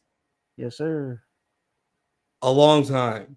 I've been annotating lyrics and like contributing to the website. Um and they need to change this. This is not like something that should have been 320 upvotes or whatever. That's ridiculous. But what I would say, the Haley Joel Osteen reference, funny, he was in a film called AI, and my sixth sense is telling me to off him. That is like the most important part of the lyric. You know what I mean? Like the Joel Osteen thing is kind of crazy. Like this annotation should probably be like a sentence, like 3 paragraphs shorter. Just because that yeah, we didn't talk about TaylorMade though. Can we talk I about thought that was TaylorMade? no. I thought you skipped it just because Well, yeah, but yeah, TaylorMade Mm, was the one, like uh like J. Cole's. It's been taken off the internet from their respective contributor. J. Cole was like, he announced it on stage, like, I'm not going to have this be around. Right? It's not, I'm not going to put, I mean, you can still find it. You can ask me if you want to play it. But with the TaylorMade one, that was corny, right? Like having Tupac come back and using his AI voice to diss Kendrick, and then having Snoop Dogg's AI voice to diss Kendrick. Yeah. yeah. That was like weird, but also like also scary in a different sense of like just not it, dude. Yeah, yeah. I think there'll be when the battle is said and done, say it was done today, and I'm in the camp that feels like Drizzy put up a decent fight, but he lost. That would be like, if you pointed to like 5 moments where I feel like Drake lost it, that would Yeah, that would be one of those you ones. And I'm you like, got 5 moments. Shit. oh Okay. yeah, yeah, yeah, yeah. Oh, that's one of them for sure. Yeah. Just because, like, again, I don't think the hip hop community already uh uh the hip hop community is already, you know, on the fence about AI, right? As far as like using that to make, so people aren't entirely sold. Then also is Drake, who's already like, he's ghost writing. So now he's ghost voicing stuff too, you know what I'm saying? Quite literally with Yeah. Pac. So you know what I'm saying? There's a potential that somebody else wrote this verse and now Pac is saying it. So really, you know what I'm saying? So so there's that. Then of course I'm gonna get the West Coast guys to do this bidding for me. I don't know. I just didn't, Right. yeah. Deonte. Yeah, I mean, I'll say this. I liked Drake's verse on it, right? Like his verse on it was cool. I thought the the funniest line when he was like, "Nah, nah, you can't get out of this one." Like that. When I heard that, I was like just laughing in the car. I was like, "All right, that was funny." Because Kendrick does drop and then kind of like just keep doing his own thing, you know. So I thought that Right. was a pretty funny bar. But yeah, I mean, I appreciate the creativity of what he was trying to do, Hmm. but I think it was a miss in the court of public opinion. And I think as we go through this battle, you'll start to see more and more misses from Drake, where normally he does hit and it's very calculated, you know. Yeah. Yeah. Exactly. Yeah. I don't know. It's part of like the video that I was going to make for this was a um kind of like a indictment about like how in war that becomes a baseline of using different technologies.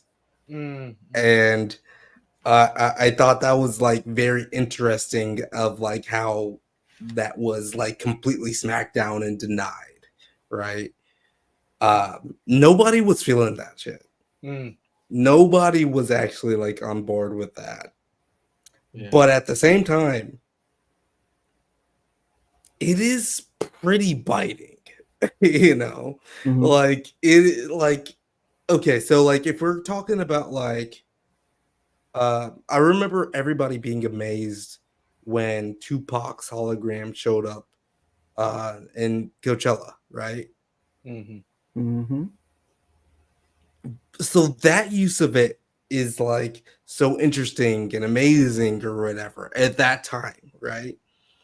But then using Tupac's legacy to then just like as a diss track, that's crossing a line now where we can't agree with, can we? A diss track to Kendrick. I think that part is very important. Nine. A diss Well, like track I to said, Kendrick, right? because Tupac is definitely by being West Coast and just his content Mm-hmm.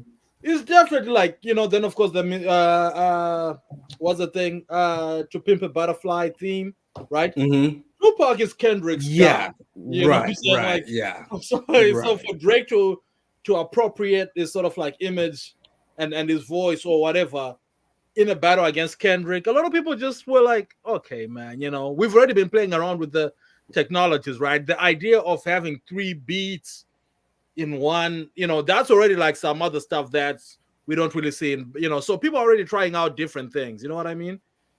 So, but this, yeah, no, this was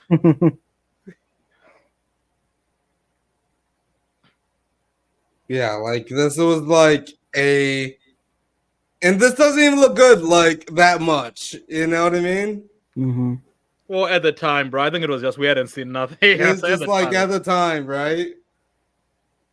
yeah. Like, but like Tupac wasn't 20 feet tall. You know what I'm saying? You Well, know what I'm saying? there's a part where he was dancing next to Snoop, and they look like they look like Yeah, he's Man, tall. That's wild. Yeah. it's super dope. Like he's like at the top of the stage here. yeah. Wait, hey, did you see that part where Snoop was with him on stage? I don't know where is that. Oh, okay. Yeah, that's what I was saying. Like, yeah, he looks like they look. Okay, yeah, but like at the same time, like he's oh shit, is he on stage with them? Yeah, that's what I'm saying. There's a time when they're doing this dance together, which was for me was the dopest part. You know what I'm saying when they were doing like, Right. but But like within this setup, I'm mhm, not sure. Like this is probably just like I don't know how they shrunk him down yeah, because no artist like at any artist is just going to like come up to his waistband, yeah, right? yeah. Like just like actually on this stage, they're nowhere near touching these lights. You know what I'm saying? So like I'm not sure what is that? Yeah, so I don't know if like they're doing a Tupac hologram on that because that's not. I mean, they're doing a Tupac hologram with that. I'm not sure if they're doing a Snoop hologram No, Snoop was with there. it. I've seen him talk about this. Yeah. Yeah. Mm. So like yeah, like this all is I don't know, like really strange looking from the perspective of I don't know. Yeah. Anyway, Yo, but yo, yeah, Nine, real quick before you move on, I do wanna, I haven't been checking the comments, but I do love this reference by Faria here about when we're talking about the Joel Osteen thing, when she says that's Cheryl Lee Ralph who plays Barbara on Abbott Elementary, and every time there's like a white person, a celebrity that they're talking about, yeah, she'll just get their name wrong in a very absurd way, you know what I'm saying? But she's not being playful, she's legit, like she can't keep these people. So that would be a very funny way of if that's what's yeah. happening, that would be hilarious. Yeah. I have it right here. What was okay? Okay, I got you right here. Right here. Oh shit! Broke boy. What in the earth, wind, and fire is going on here? You could hear a wig drop. Sweet baby Jesus and the grown one, too. You are not a JoJo Seabass. You mean JoJo Siwa? I'm Miss Tech, you know. Shout out to JoJo Siwa. She's been going through it lately. JoJo Siwa's been going through it. Right now we are in now. I don't think we even need to talk about 616 in LA. I was going to do a meanwhile section about like the uh meanwhile Quavo and Chris Brown. Those niggas might actually kill each other. Like I don't know if they are going to survive this thing. It's kind of scary. Just because like I don't know. It's weird between them. It's definitely weird between them. But we can just jump right into the weekend's main event, which was Family Matters. Which was also very scathing, and was a direct response to Kendrick's Euphoria, I would say. And even this thumbnail goes hard. When I saw this thumbnail, I was like, oh, is that the Good Kid, Mad City band getting in a like that's genius. Drake knows how to meme and knows how to like work within uh, the social public of like where like we're going to use these images to manipulate your perception of like how much we're dominating, and then crushing this van. And then, of course, in Euphoria, we have I feel like we're going to be referencing Euphoria for quite a bit here.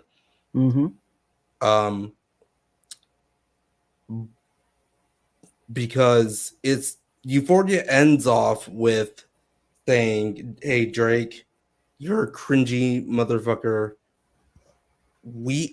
You're a culture vulture. You're biracial.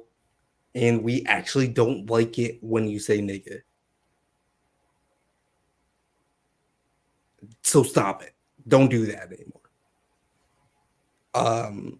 But the fact that this video spins like this. Song, you shouldn't start by saying, Nigga, I said it. I know that you mad. I've emptied the clip over friendlier jabs. You I was like, bro. mention my seed and I deal with his dad. I gotta go bad. I gotta go bad. and then saying like, I gotta go bad, I gotta go bad. Again, there's this like whole thing within this Kendrick Lamar and Drake beef where they've been like swapping back Michael Jackson and Prince references to each other too. There's like a little like tangible link between all songs where if you like actually like listen to all of them, it's been Michael Jackson and Prince. And the latest song that has been dropped actually referenced that quite a bit. And thank you for muting that. I was wondering where that sound was coming from, and thank you. So when Drake is also like saying, I gotta go bad, I gotta go bad, that's also a reference to first person shooter mode, like going bad like Michael Jackson. Like, okay. But we're not here to talk about that. Let me see here.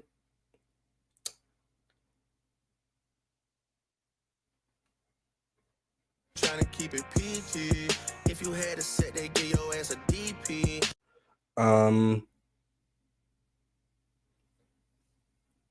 Let me see here. Sleep on this, it ain't me. You better have some paperwork or that shit fake tea.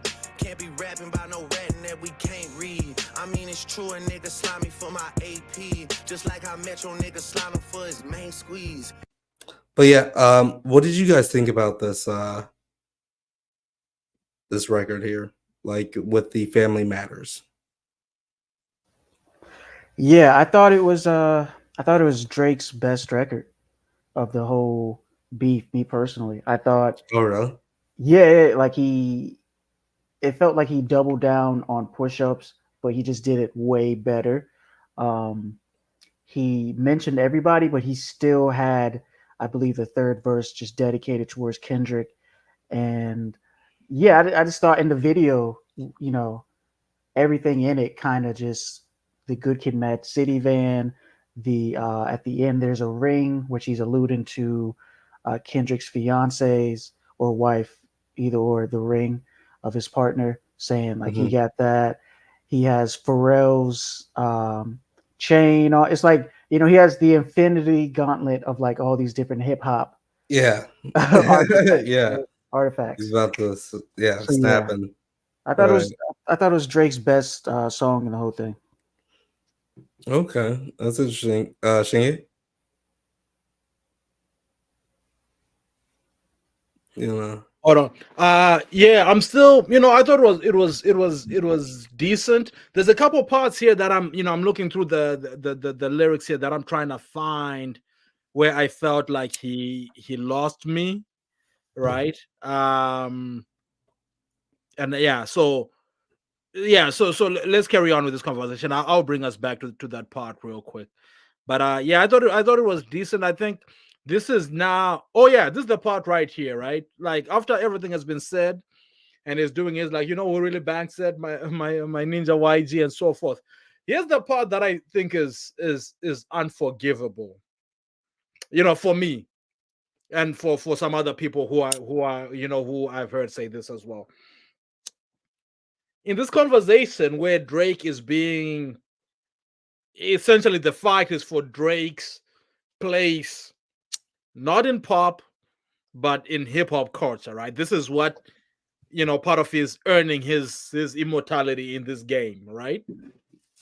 Right.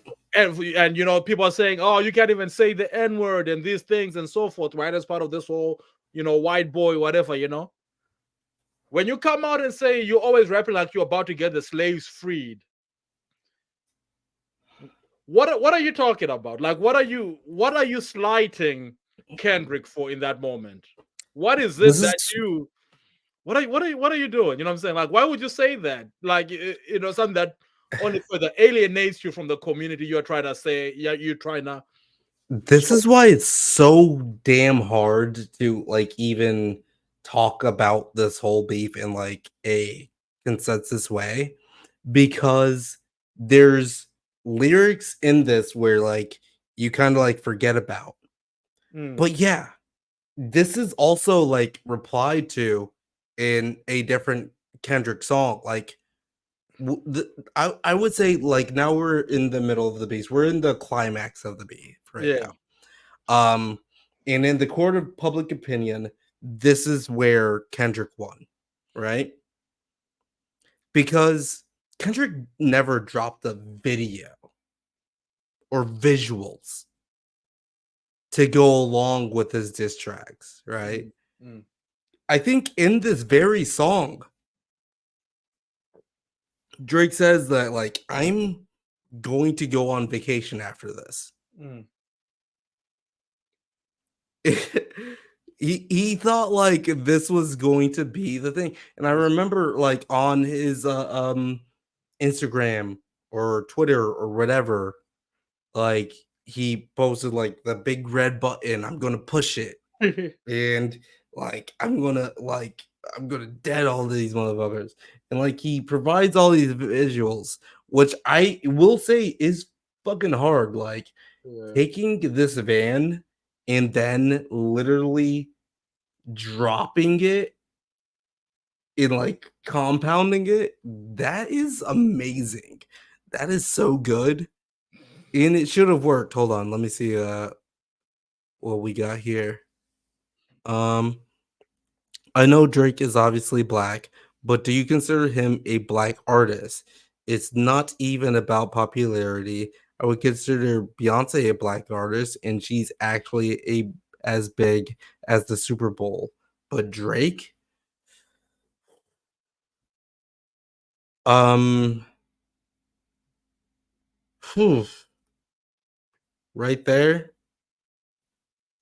that is hard for us to actually like. That you know, Yeah. So, we're on time, but go ahead, Shingy, because you're the preparer. No, I was saying so the first thing we want to acknowledge, right, is the absence of a black monolith, right? You know what I'm saying? There is no one way to be black per se.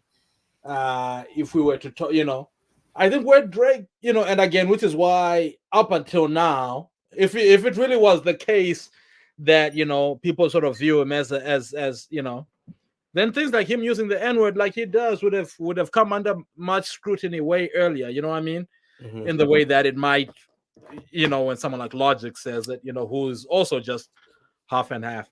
But for Drake, I think what's coming under scrutiny now, right? To Faria's question is, I think there's many different ways to be like black, which people are.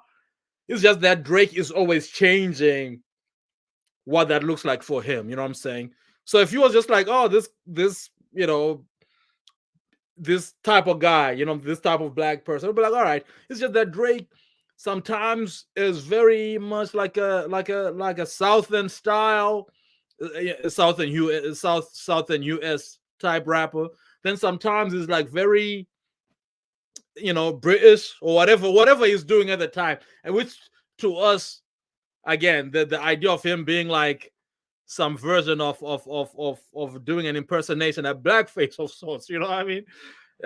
Kind of seeps in. I think if he was just like, hey, I'm this guy, this kind of dude, and always that, right? If he was a certified lover boy and not, you're gonna make me catch a body type dude, you know what I'm saying? We would say like, all right, you're just this kind of guy, but it's just that it seems like it's cosplaying every type of black person there is, and people are starting to get fed up with that. I think that's to me that's where when you're speaking of cosplaying though, right? Yeah. And I don't know when we're going to be able to talk about this, but Faria, would it look ridiculous for me to put on this makeup? For anybody on this panel, would it look like kind of crazy for us to put on this makeup? For the story I've added on, this is kind of the previous baton of Drake disses. Yeah, and it is literally used as the it would look ridiculous. It would look it wild.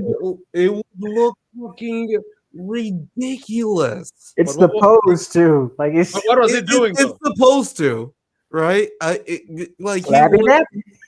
he was saying, like he did this as a like, um, you know, like, oh, am I black enough now? But like, god damn, bro. Is that what it was? Yeah, that's what it was. But like, Emily. I don't know who convinced him to do that and like put those pictures out there. But yeah. Okay, so like this is the thing why we really can't even talk about um we really can't even talk about Family Matters that much because it was underscored by Search Tisha Tells for the receipts. We might. Um I don't know, that video of him saying hard ER and just his whole vibe was off and the back face. Okay. It's the joy in his eyes for me. It is so weird, dude. Like, it is a very like, why was he even ever comfortable? Because this wasn't that long ago, to be Right. honest. Like, he was a man when he did this. Yeah, no, that's kind of creepy too if you look at it. Like it's I would not want to Like, wake no, up.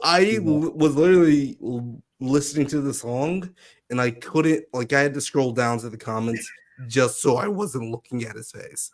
You know what I mean? It's that bad. It's bad. And I'm sorry if you guys are listening to us right now and watching us. Um, it's bad. We got like 35 people watching us across all platforms right now. Shout out, what's up? But yeah, it's just doesn't sit right in a lot of things. I don't care what the bag looks like. I'm not touching the shoe polish. Yeah, it's shoe polish. Um, if y'all do blackface to cover this, you will nuke the algorithm. No, we'll nuke the channel, bro. They will probably fucking take us off.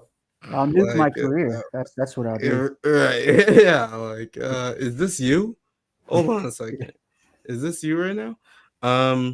So yeah, we cannot. I think I may just look like I'm wearing red lipstick because I'm Yeah, like Yeah. me and Jiggy, pretty black. We raise the flag over here, and yeah, that's just kind of our complexion.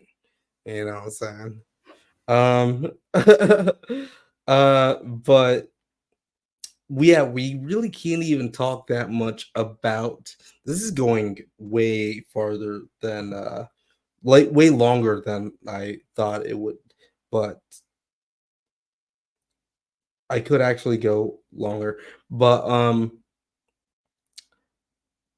when we're talking about Family Matters, it's not that scathing, I would say. The biggest thing that he actually dropped was like, oh, is Kendrick beating his wife, is the child that he's raising literally Dave Freeze? I don't think so. I don't really think so, but at the same time, you know, if we're going after blood like that or doing everything, the thing is, like, I have never had enough time to marinate on this because right afterwards the Boogeyman song came out, and I think this is when Kendrick won on a, what was it, Friday night or Saturday night? It was a Saturday night that all of this dropped. Family Matters dropped. 30 minutes later, Kendrick drops Meet the Grams.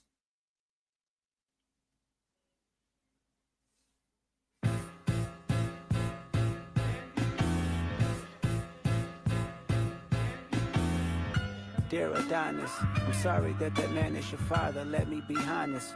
It takes a man to be a man. Your dad is not responsive. I look at him and wish your grandpa would have wore a condom.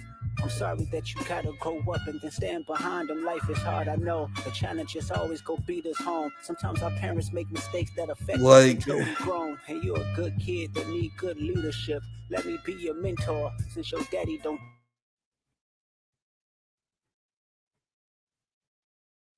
Okay. So, Meet the Grams might be one of the most scathing pieces of media that I have ever heard.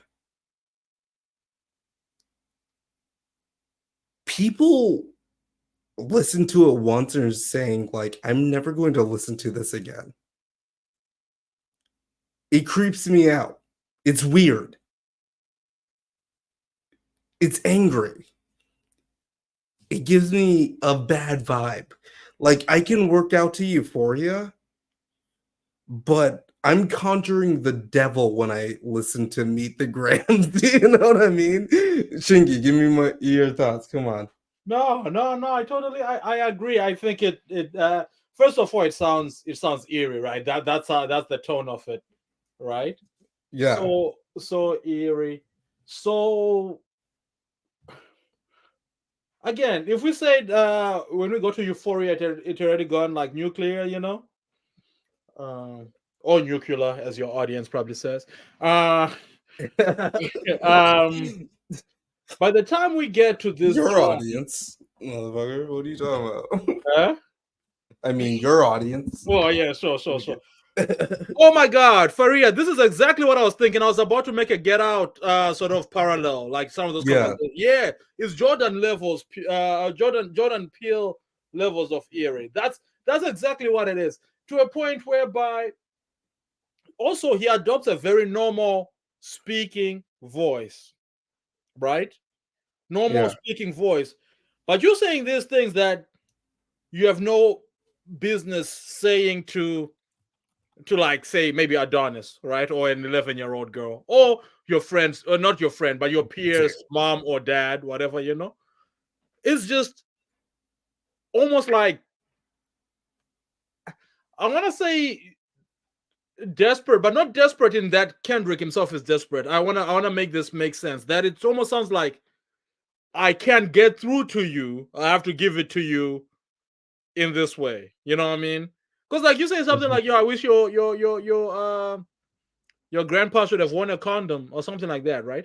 That's kind of like it's only really fun, it's only really like entertaining as a playground kind of diss. But the way he's saying it in a matter of fact kind of way, we never hear people break down things that way, right? Unless they're like just very angry or just being very goofy, you know what I'm saying? For the fact that he's saying this in a calm way, that's what makes it eerie, right? It's almost like it doesn't go with what else he's doing in that moment, you know?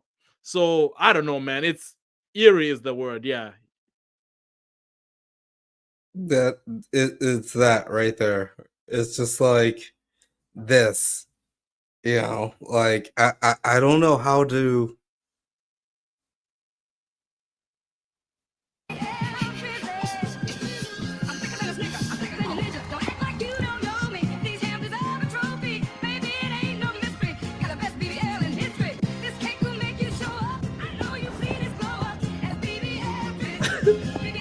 As he just passes J. Cole, like, as he's like murdering Drake.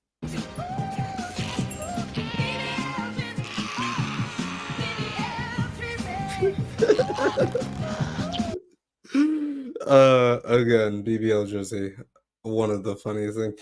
Again, yeah, penning an open letter as a therapy session to the person that you are dissing with, just like to their family, and then addressing their son first, that is clearly like, you know, like he's like, oh, I'm you brought the family into this, then I'm going to bring your family into this. I'm not going to attack the child. I'm just going to tell them out front, dear Adonis. As soon as I heard dear Adonis, I swear to God, like, I closed my phone and then like grabbed my headphones, put them on, and then like listened to the track, right? Because I was like, holy shit, this is ridiculous. And he didn't like talk shit about like in Euphoria, he was like, oh yeah, you you don't know nothing about that. You don't know nothing about raising children, Drake. So I will teach you. And then having it come to fruition into this song with him not actually like talking shit about his son, but being like, "Oh, I'm sorry what I'm about to do to your father, but also I'm more sorry that he is your father." That is fucking so diabolical. It's so hard. It's so scary, you know? Like and then also being like, okay, this is why you should not be like your father. And these are the attributes that you should like. I know you don't understand now, but you know, the internet should exist when you're 18. So listen to this when you're 18. That is fucking crazy.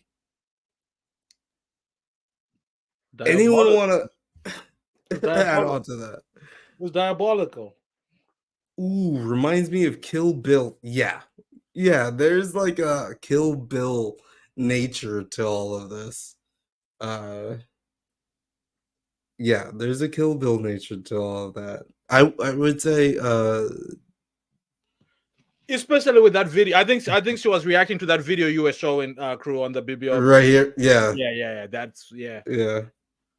Yeah. Which makes me wonder. I've seen it said. I don't know if somebody said it in the chat here or if I just saw it online that I don't know. What do you think it is? I guess this is the question. What do you think it is that what was the line that bro crossed when he mentioned Whitney? What was the line that he crossed that made my Yep. man come out like this? Yeah. Yeah. The moment you mentioned Whitney, Mm. Yeah. that's it. But why Cuz would he like do? he did say that this was just going to be an expedition. Like he was going to treat this as control, right? Mhm. But like a more specific version, right? Like fuck the big three, it's just big me. But then y'all motherfuckers took it too far. J. Cole realized that, like, you know what, this motherfucker is going to, and then also J. Cole is like also very sensitive about his like biracialness Mm, and like actually elaborates that further in his rhymes in like a lot of like his technique and everything. mm. So like him sitting next to like Drake, like two biracial dudes, and then Kendrick, like I don't think J. Cole could handle that. I don't think J. Cole could actually like he's like, I'm ducking out right here. Yeah. I'm ducking out right here. I don't have anything bad to say, but like I don't want people talking shit about me. I'm good. Yeah, and a large part of that nine is I think that not just that part of their identity, right? Which under different Mhm. circumstances, you know what I'm saying?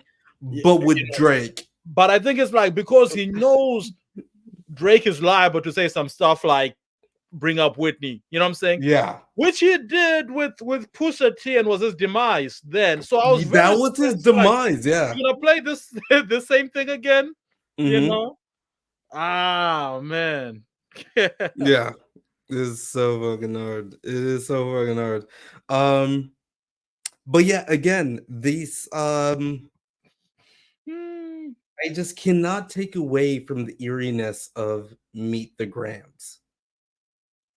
Um, Business, that's bad religion. Please remember, you could be a bitch even if you got bitches. Never code switch, whether right or wrong. You're a black man, even if it don't benefit your goals. Do some push-ups, get some discipline. Don't cut them corners like your daddy did. Fuck what a...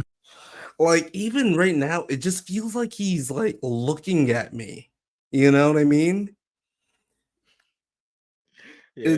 Deonte, let me know. Like, what do you feel about this track Bruh, this when it track, happened? it's like it's like no hope.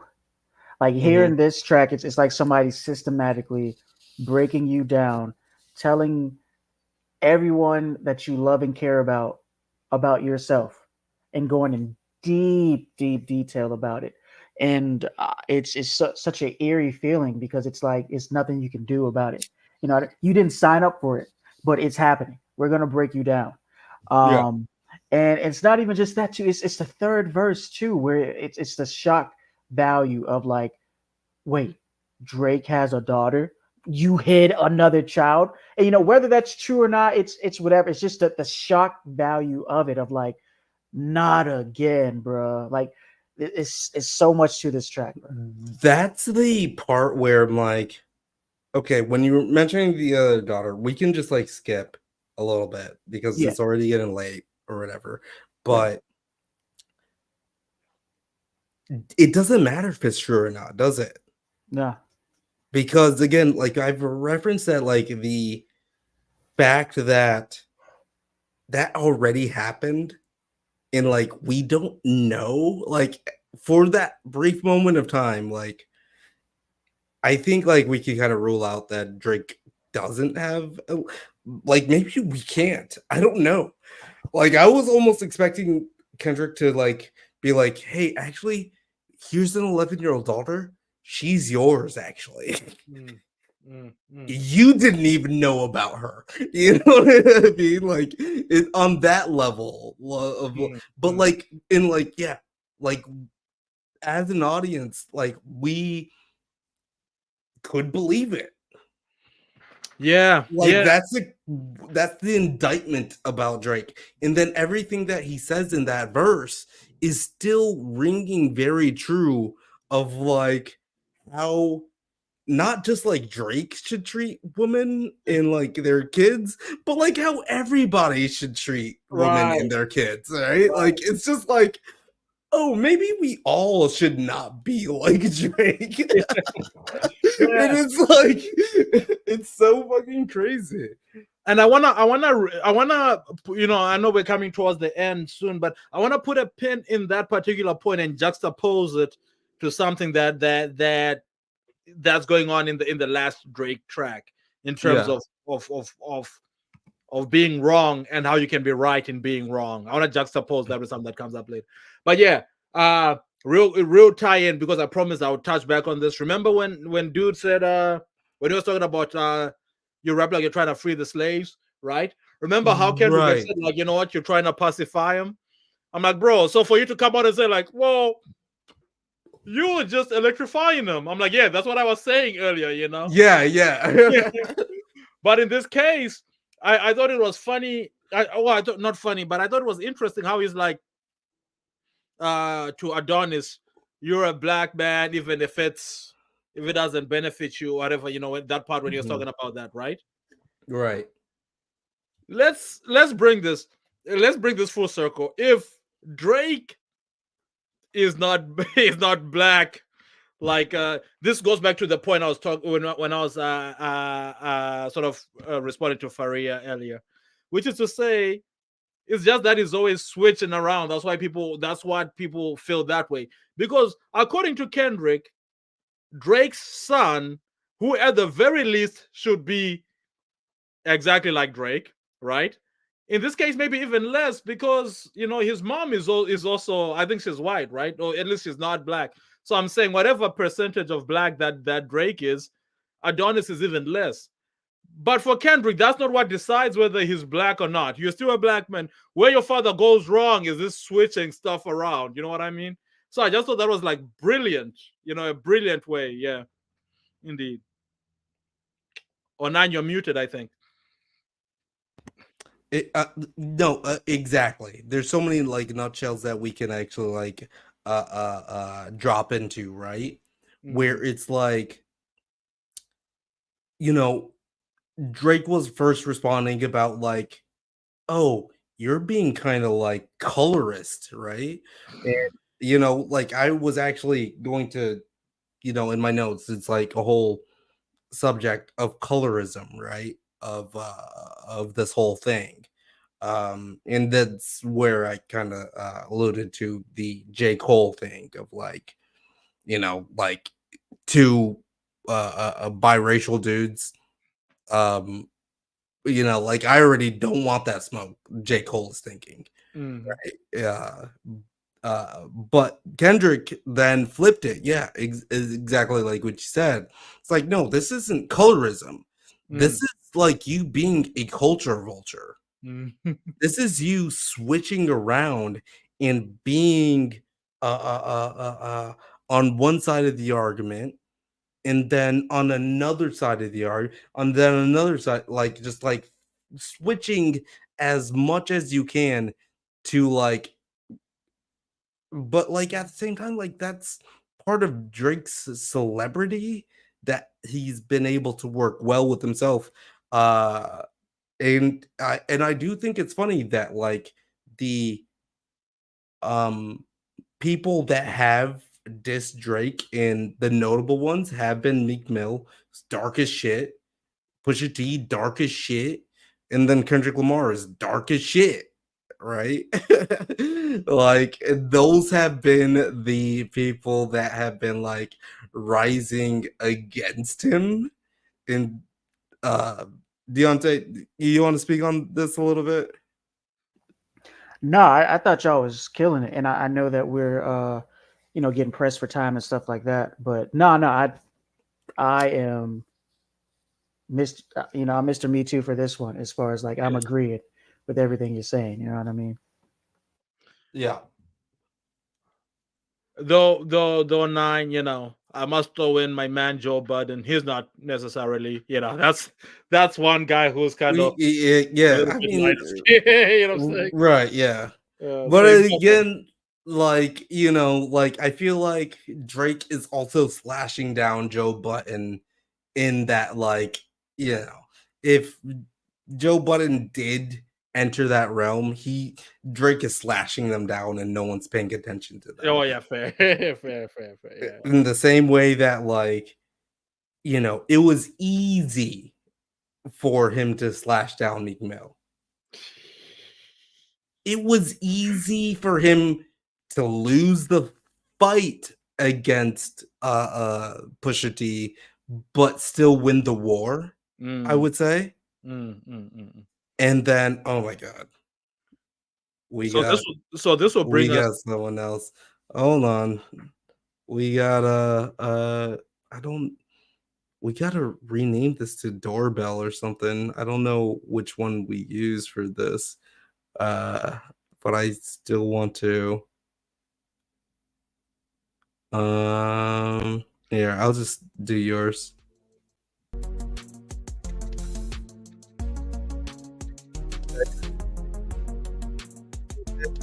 We got someone at the door right here.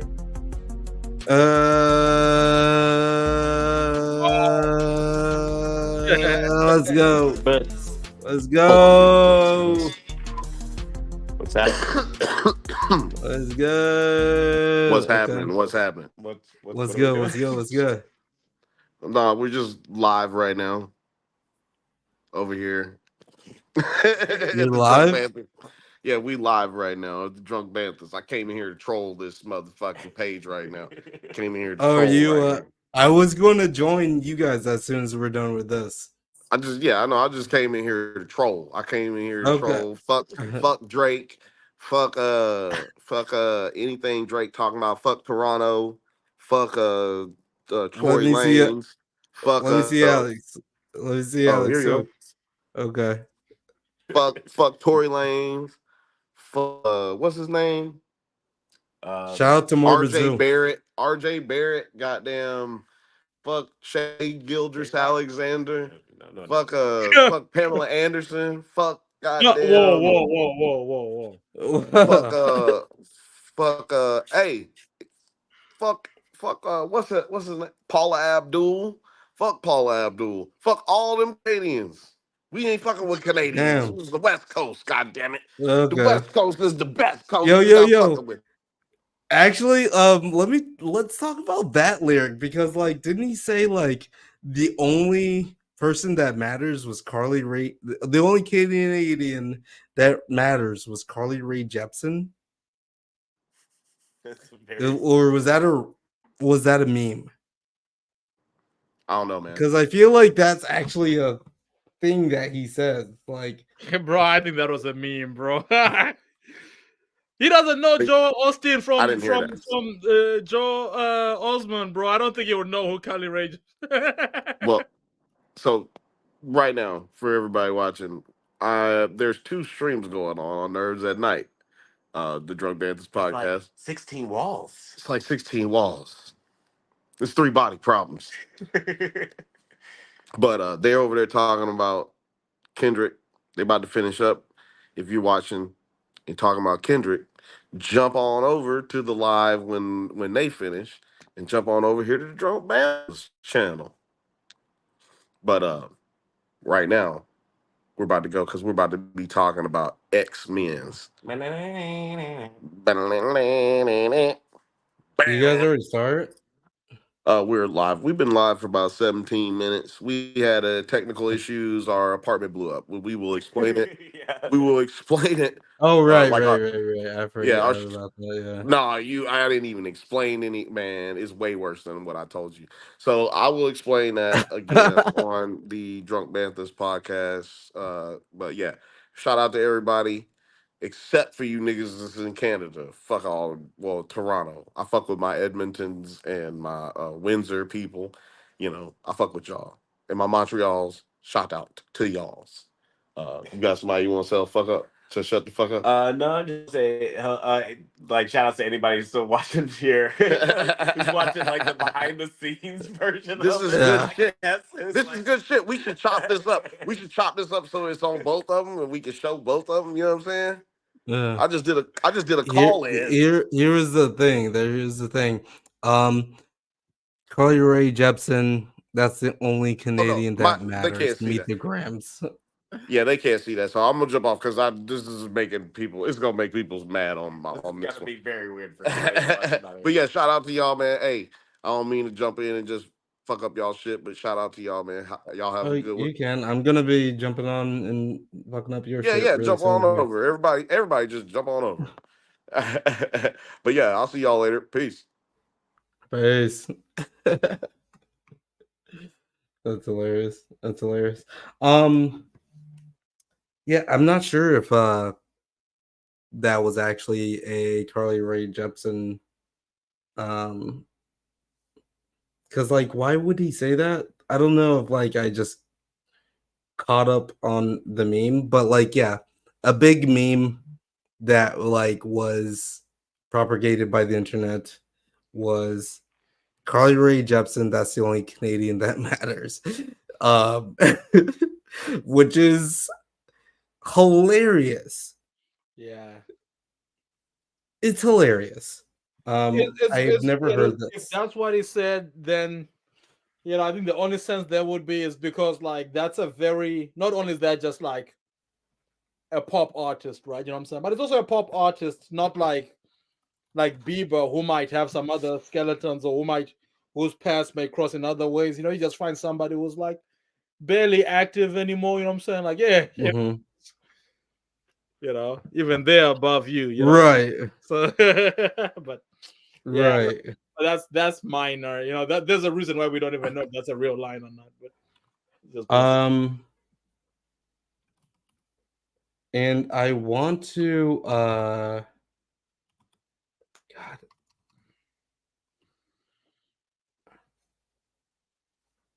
I want to actually, let's see here.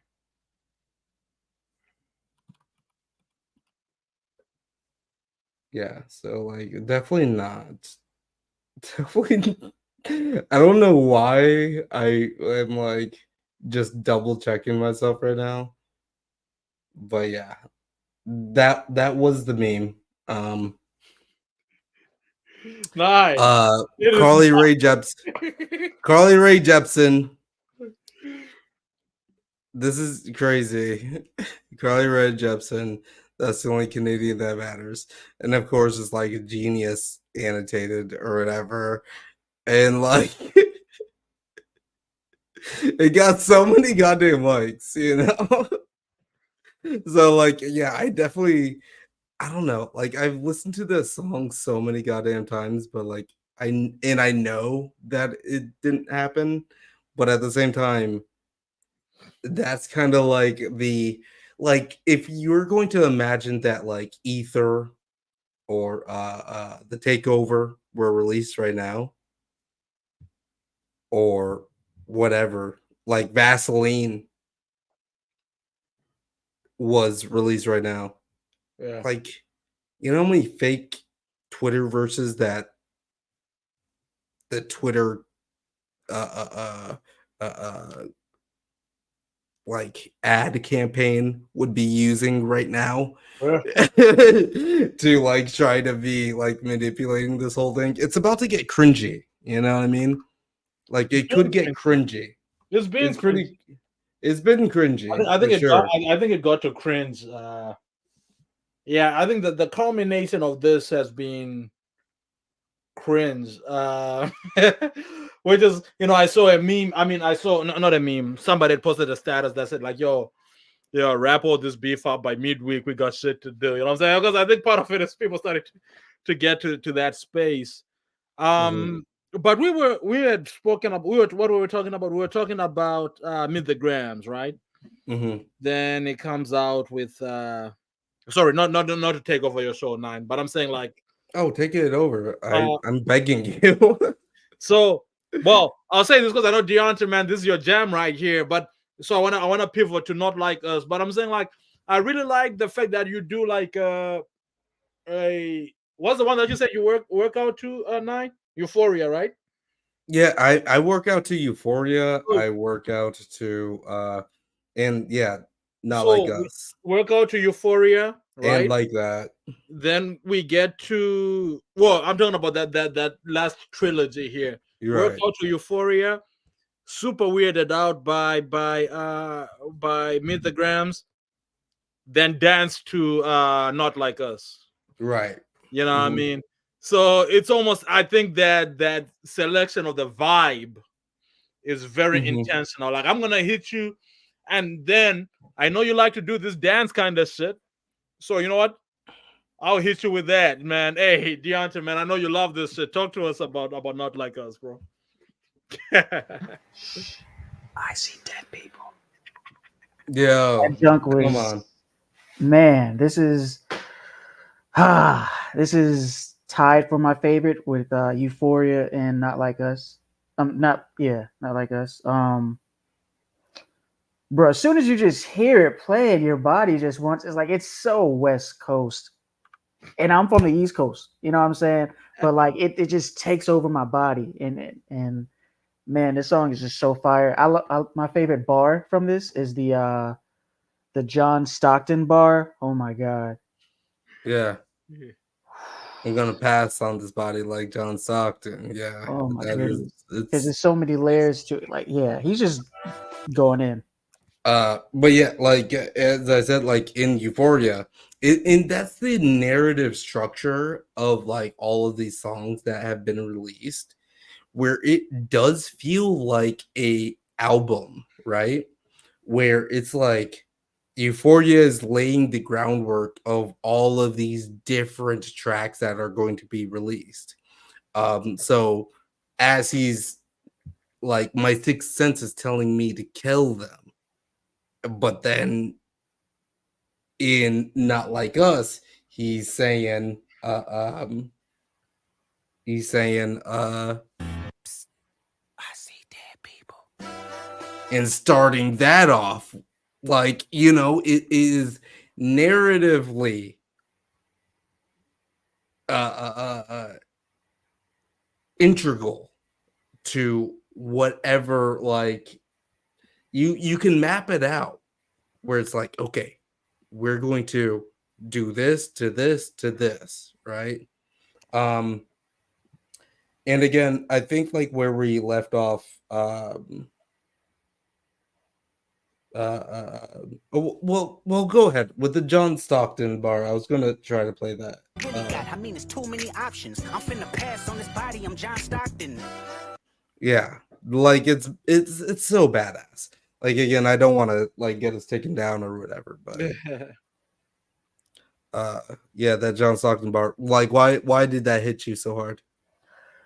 So it's, first of all, when you hear about, I'm a big sports guy, right? So when you hear about people talk about sports, first of all, you just never hear about John Stockton, right? So let's just get that out the way, right? So I remember seeing on Twitter there were a lot of like white and Caucasian people who were like cheering because they're like, "Oh no, we feel like included." So I was like, "Okay, that's pretty cool," because normally you talk about Kobe and stuff like that. So let's just get that one out the way. But it's just, he said, how many ops you really got? I mean, it's too many options. So he's even like alluding to the whole like 20v1. So it's like, hey, how many ops do you got, bro? Like it's too many options. I'm finna pass on his body like I'm John Stockton. So the even crazier part about it was, obviously John Stockton passed the ball a lot to Karl Malone, and Drake's neighbor was Karl Malone. And it's just like the way he says it and all these different things. And Oh Drake, shit! yeah, I Drake, did not pick up that. yeah, his neighbor was Karl Malone. So, and Drake even took down the post from his Instagram about he had a picture of him and Karl Malone like looking Okay. when neighbors stopped by. Yeah, that junk was crazy. Okay, that is okay. Again, it is it's too much to keep in your head, Yeah, it's right? a lot. This is why we do these little breakdowns, or why I wanted to, like I might still make a video about this whole thing or whatever, but like it's pretty impressive how dense this rivalry has become within the last week. I would say. Um, it's invigorating. It's invigorating for hip hop. Um, of course, where we are with Not Like Us, it's I've tried a lot to make sure that we don't use the pedo word, the Pedialyte word, right? Mm-hmm. But then there's these allegations. Um, yeesh. There's a lot of allegations that are being thrown around here. Yeah. Of and that's where it like becomes like almost like, okay, we need you guys to stop unless somebody's career is going to end. Right. And I remember like even texting you, Shingi, just like being like, okay, so where is the line drawn? When Euphoria dropped, I was like, this is getting to a point where it's like, where do we stop here? Right. I think there's a very important conversation happening here, which this is the realm that it's shifted to beyond, you know, the big three is just big me and little things like that. Bro, your albums suck, right? You know what I'm saying? Yeah. Now we are in this space where we're talking about, and even the stuff about, your kids are, are day freeze kids. That's still kind of like, it's messy, but whatever. People have their arrangements. It might be like some shit that knocks you off some street points, whatever. But this stuff, being the relations with minors, so to speak, and on one hand, then the laying hands on your girl. Those two allegations start to push us into terrible people territory. You know what I'm saying? If any of this is true, so that fundamentally shifts the conversation. And again, even if that is true, particularly the thing, because I think like laying hands on your girl is vile, vile, vile, but that can be kept secret somewhat. You know what I'm saying? I think. You know what I'm saying? This, Right. the point I'm making here is if somebody's messing with minors and does that routinely, you know what I'm saying? The Yeah. people around you definitely know this. So I think if these things are true, but in particular that one, then we have a Bro. far bigger problem than just rap beef. That's the But first. that was the kind of crazy part about Meet the Grams, right? Because like he didn't really say it straight to his face. Like he's been leading up to it, like even with the subliminal of just naming your track Euphoria, right? And then I'm sorry, that just make me laugh so much. But like having his song cover be like predators all on his house, right? Like there's a bunch, like, and then like in Meet the Grams, he's like saying, like, oh yeah, all of the people that you mess with are fucking weird too. We didn't talk about in Meet the Grams, like, yo, LeBron, keep the family away. Like, dude, when you put that in a song of like, yo, this person should not be seen with this person ever again, that is brutal, bro. That is so brutal. Here we go. I'ma do my stuff. Why you trolling like a bitch? Ain't you tired? Trying to strike a chord, and it's probably A minor. Like top 10 bars of this battle. that's like another one of, so like add that to the list. I think the one that top that is still Metro makes some fucking drums. Such a OS makes some drums. Like that's so fucking funny. But yeah. And yeah, Not Like Us, of course. It was a Kendrick weekend, to be honest. It did follow up with well actually I do, with Not Like Us, I do want to talk about his verse about how, of course, because like I'm seeing kind of like an Atlanta guy, of the Atlanta video is coming soon. I swear to fucking God. I know that you guys have just like in this chat have said like, oh yeah, where's the Atlanta video though? But Kendrick Lamar is like, oh, you go to Atlanta when you need a check. And he lists off so many goddamn people that Drake has worked with, but like he structures it as a history lesson first, which is like within this like DJ Mustard West Coast beef that people are dancing to. I saw TikToks of people being like, what did they say? They said, certified lover boy, certified pedophile. Like people are like, how do you fucking come back from that, bro? Like, people are in the club dancing to the fact that you're a pedophile.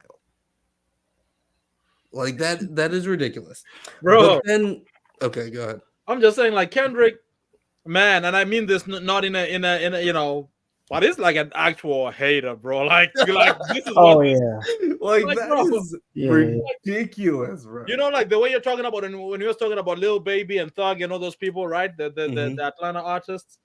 Like, sure, you can craft that because he's a great writer. But like, you know how much attention you have to be paying over the years, right? To see like, oh, now he's working with this dude. What's he getting out of him? Because every one of them is like, whatever you said, you're like, yeah, you did do that. You know what I mean? I'm like, bro, so you've been watching for like a long time, just taking notes on what Drake is how he's moving in these spaces, huh? But ultimately, man, because I really do wanna, I think nine, if it's all the same with you, I think this conversation, you know, when you know, if this was a college essay or whatever, culminates in us answering that question that was asked earlier, maybe Desi, I believe, about Drake's legacy or what it looks like after this. Because I do want to touch on this last song, which I thought like it actually sounds pretty. It sounds pretty good to me. It sounds on the surface, it sounds decent. It sounds like a decent song. Are you talking about with the Drake song or The heart part 6, which You I mind get. if I say? You mind if I say one thing before we get to that? Sure. Yeah. So speaking of like the Atlanta part of Not Like Us, you know the wild thing that stuck out to me was on the episode of Atlanta where they went to Drake's house and they had all those different girls bust and on a van and stuff taken to Drake's house. Like when I was like, is Donald? I was like, maybe not.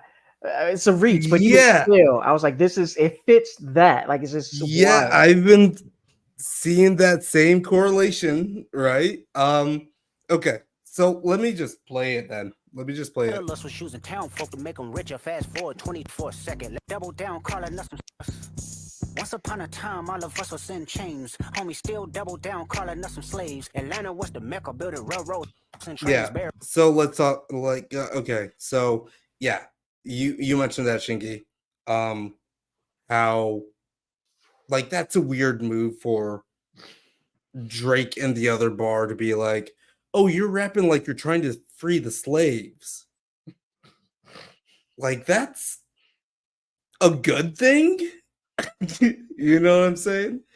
That's a good thing. So why yeah. So Especially like coming from it's you. Especially coming, I think other rappers could probably get away with saying, like, if it's like Gucci or somebody like that, with all due respect, I mean, they could get away. But Right. your identity in relation to Yeah. this culture is under scrutiny right now. Right. What are you doing? Yes. You know what I'm saying? Yeah. Yeah. It's like, yeah, why, Drake, aren't you rapping like you're trying to free the slaves? Maybe you should do more of that with your platform. But you're BBL Jersey. Okay. Bear with me for a second, let me put y'all on game. The settlers was using town folk to make them richer. Fast forward 2024, you got the same agenda. You run to Atlanta when you need a check balance. Let me break it down for you. This the real nigga challenge. You call future. And you know, like, so it's just like so uh I'm having a hard time like dissecting this like off the fly right now. But the real nigga challenge, right?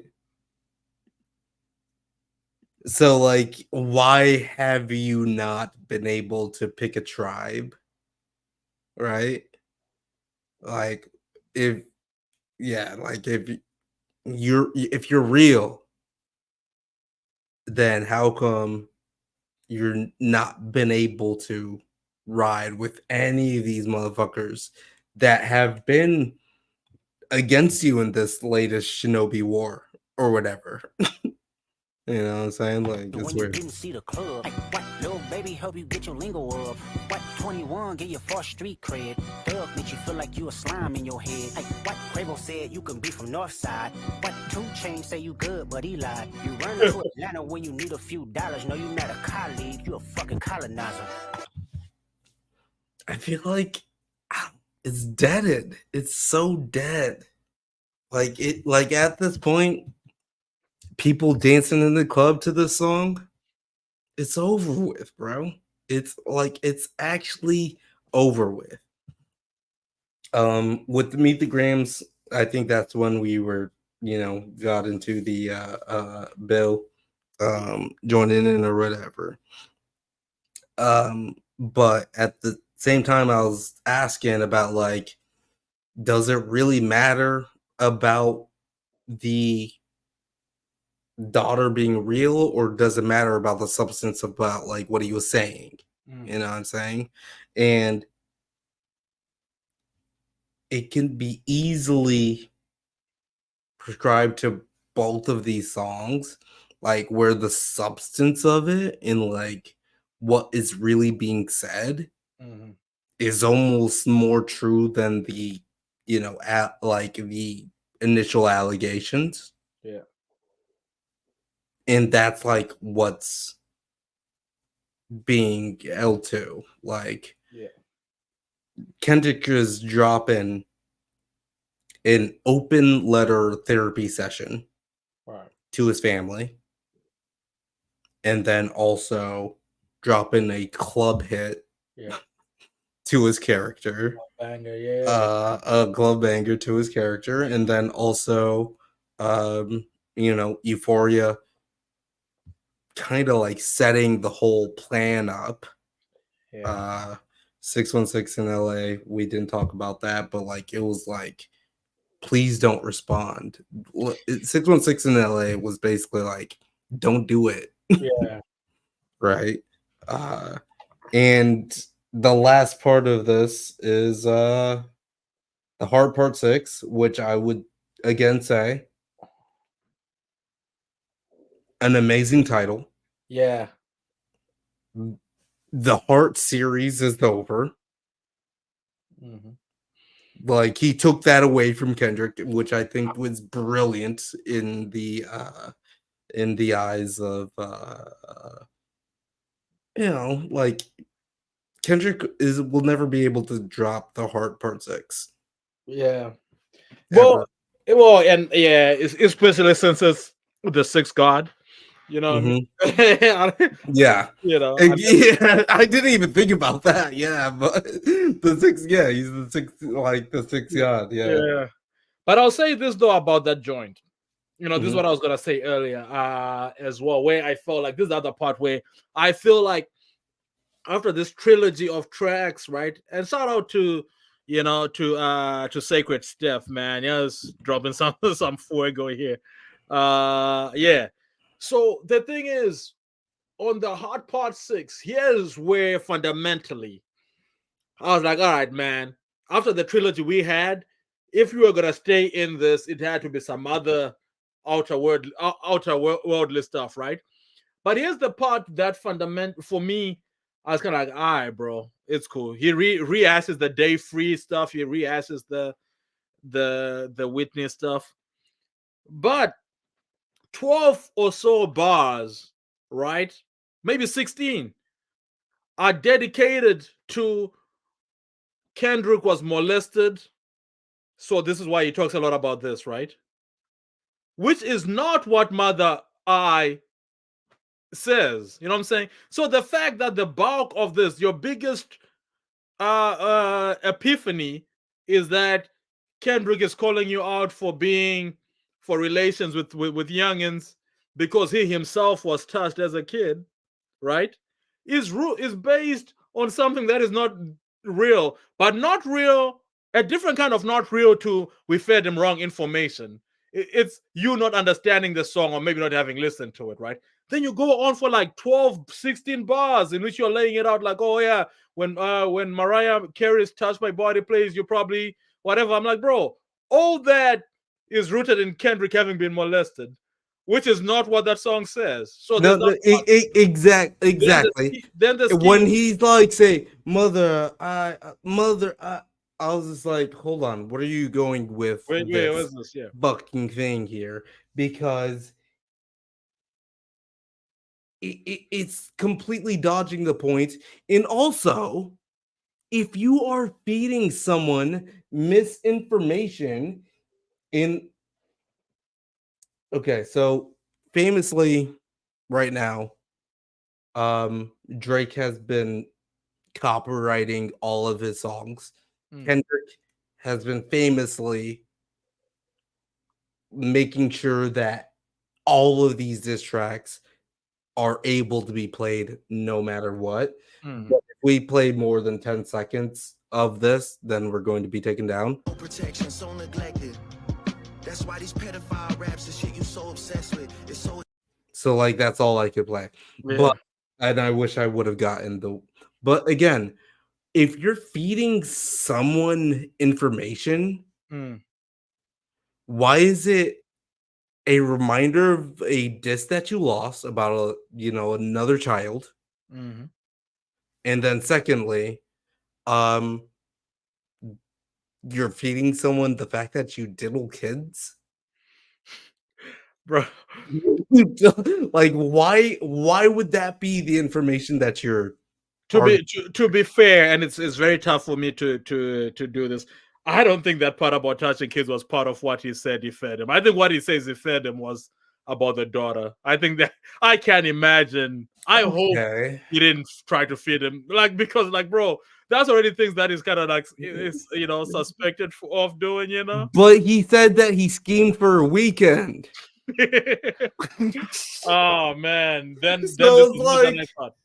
but like, why would that be like, okay, so even if it was the kid thing, Yeah, right? yeah. Why would it be a reminder of a diss that he already like, bro, Yeah. you fucking were Then like of course, the child that you have open right now was open because of a diss track.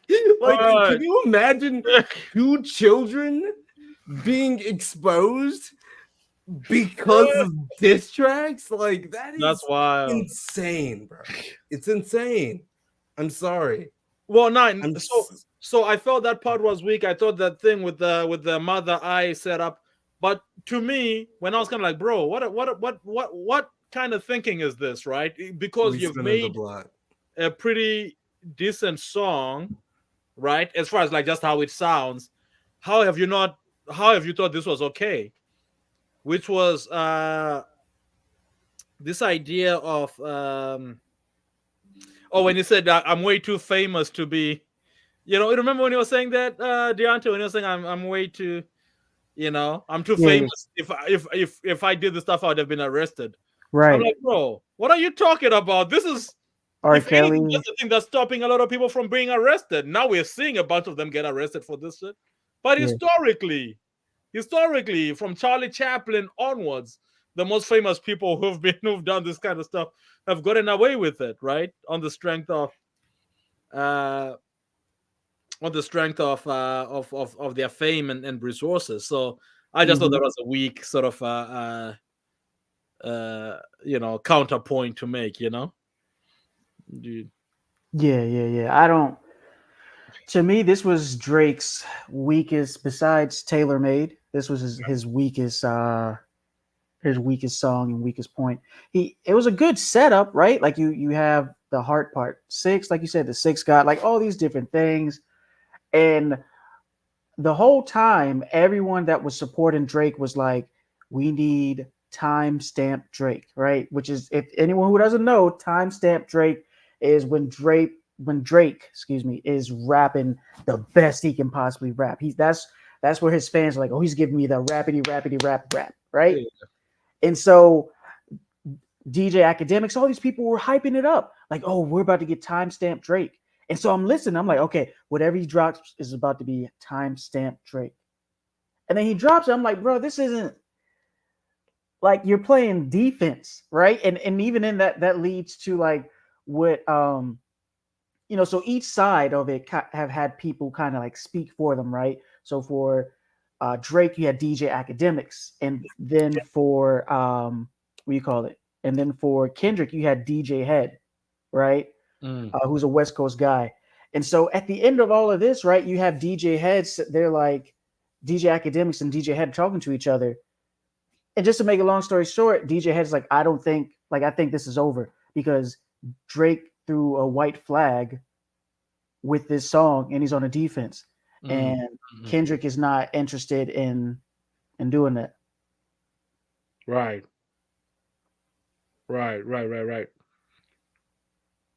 Yeah, man. So I guess the question then is, I don't know where 9 went, but as we wait for him to get back in here, man, I think Yeah. there was a question that I thought this was all building up to. Oh, by the way, Steph, when you say that doesn't prove anything, so we might have missed that point. What thing in particular were you referring to with that? But also Deonte, man, we can get to thinking about Drake's His legacy. legacy tree. Yep. Yeah, Yep. Yep. yeah. Yeah, man. I think the honest truth is this doesn't, unless Drake actually is found guilty of something. Mm-hmm. My honest opinion is I don't think this is a asterisk, but how many people actually read asterisks when it comes to things, right? Most people just look at it as like, oh, okay, this person went, this football team went, 15-0, but nobody really reads the asterisk like that, right? The context. So I think this is just like another asterisk in it. Props to Kendrick, in my opinion, for winning this. It would take a lot for Drake to overcome this. Right. But I think this is just an asterisk. And then my conspiracy theory, real quick, is this is just leading up to Drake's next, and who knows how long that'll be, maybe in 2-3 years, but Drake's next and final battle, in my opinion, because he's been having battles. His next final battle, you know who's going to be against? I don't know. Jay-Z. That's what I think is. They've been taking so many shots throughout the years. Drake, nigga, what? Okay, he's like, what? Why would Jay-Z ever enter the ring in this? That was saying like, Jay, bro. Man. Good. I don't No. I want Deonte to defend himself on this right here. So this is, I mean, we could kind of say the same thing about Kendrick to a little bit. Like, I think Jay cares about the sport, and I think at a certain point in time, it's like it's gonna happen where they're gonna have to talk to each other, right? Like, this is just an asterisk, but look at all the stuff that look at all the stuff that Drake's doing right now. He has the Euphoria. He has a lot of like production companies he's doing right now. He's teaming up with LeBron to do other stuff, trying to make movies. He's doing all the things that Jay was doing around these times too, so that he can make his money outside as well, so he could be a mogul. I really like, and they've also thrown so many different shots back and forth at each other. Like Jay said one line, I forgot, but then Drake was like, I'm further than where you were at this time. Give me some time and I'll pass you. Like he says something to that effect. So that's my conspiracy theory. I'm pretty sure, and I'm really sure that next up, in maybe 3-5 years, whatever, we're gonna have Drake versus Jay-Z. I'm telling you. Dude, I would be amazed if that happened, actually. I would actually be amazed. Because I actually feel like right now Jay-Z and Nas are texting each other, being like, "Bro, are you hearing this shit? This is hilarious." Like, I feel like all the old heads are actually like chilling back and being like, "Remember all this? Remember when we did this all?" You know what I'm saying? Like, I just do not think that like they are, especially Jay-Z. He's on an upper echelon that like he will never enter back into the ring of this like petty shit ever I don't again. know though, bro. I think to Deonte's, sorry, Deonte, I think to your point, I think Drake will take shots. I think that's what will happen. I can't imagine that Jay-Z takes the bait though. You know what I'm saying? Like, I think like Drizzy might, if anything, that might actually be the last realm that is left, which is kind of this mogul realm. You know what I'm saying? Which, so you might end up like just messing with people in that space. But I don't think, because especially if you say 2 to 3 years time, that's a 60-year-old Jay. You know, I would be very surprised. Right, exactly. And and it's like the same thing as like, Kanye West entered the ring on this, right?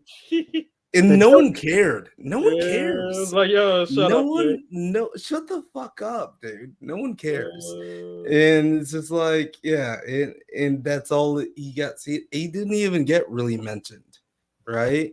yeah. In any of this, right? And it is literally the big three like rap battle because of this like cultural generational zeitgeist that we're living in.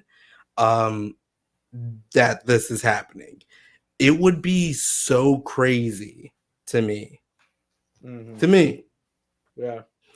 I mean, okay, well, actually, Deonte, let me ask you this. Yeah. Who do you think wins in that confrontation? My heart and like I want to say Jay, bro, but like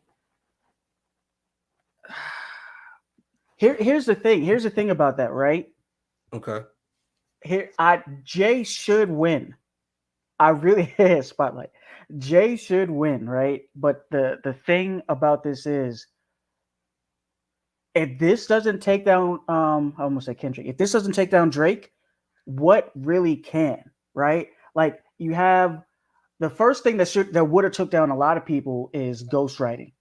That didn't take him down. He's still going.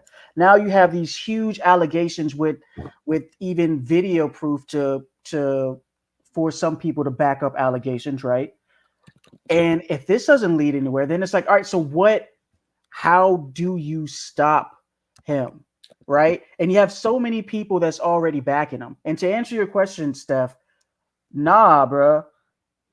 I was on, and this might be career suicide. This might be career death, but I was on Team Kendrick from jump. Like I was on team. Like I was trying to be unbiased. I was like, okay, I think Drake is doing a good job here. Family Matters, dope track. But throughout the whole time, you could check my Twitter. I'm on Team Kendrick, and I still think Kendrick won this. But at the same time, I just think to answer your question, it should be Jay.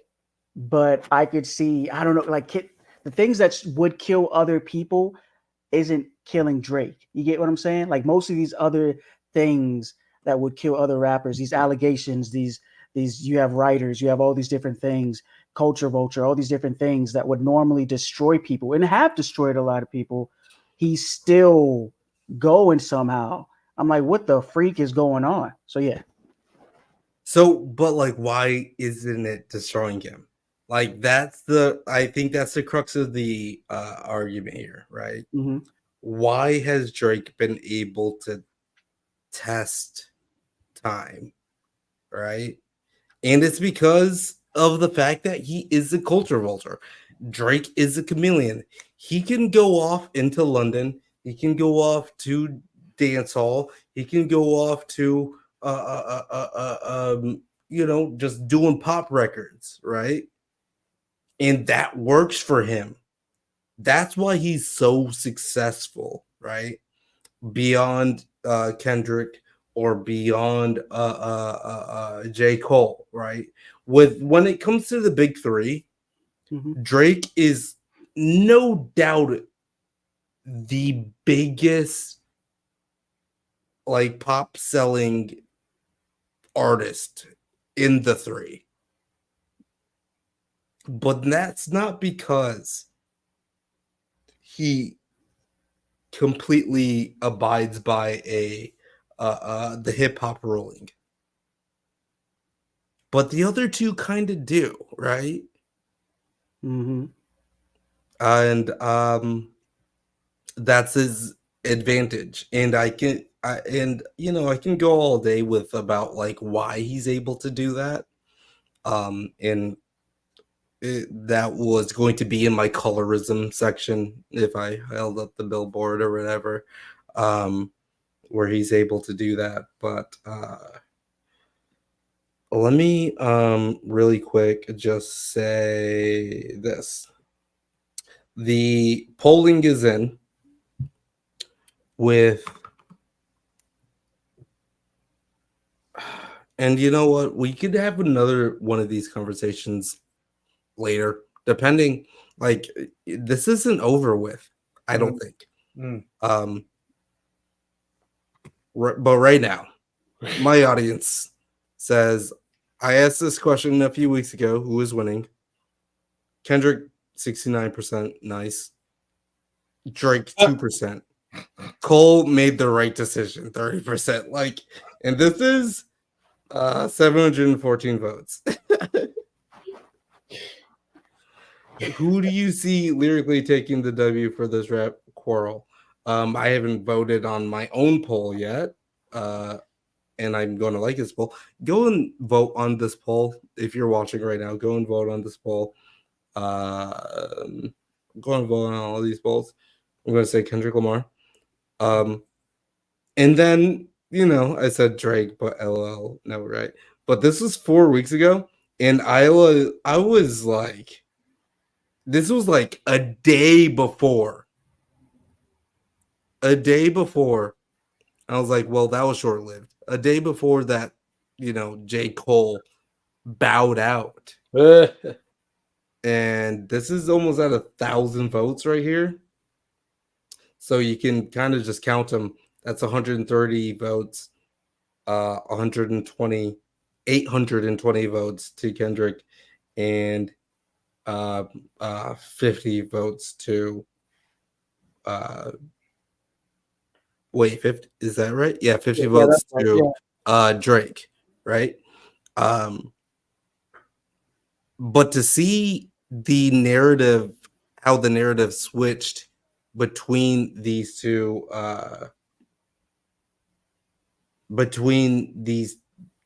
polls is kind of funny. Only because I kind of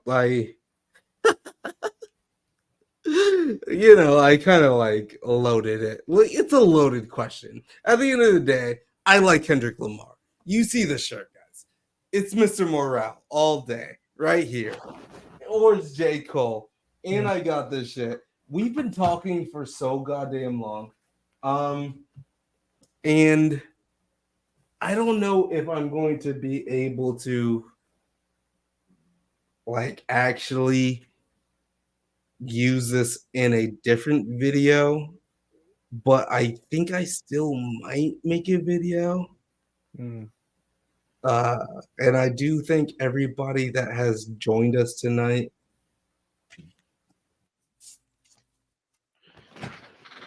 You're not. But sorry. If there's anyone else that I do wanna. Sorry. I do wanna get to a couple comments that were made here real quick, if that's okay. Because I think one of them is, they're all. Do you have is there ways that I can? Okay, can I just go from the top to the bottom? Well, no, I start with yours. There's two in particular. No, I was responding here to the conversation we were having with Steph here.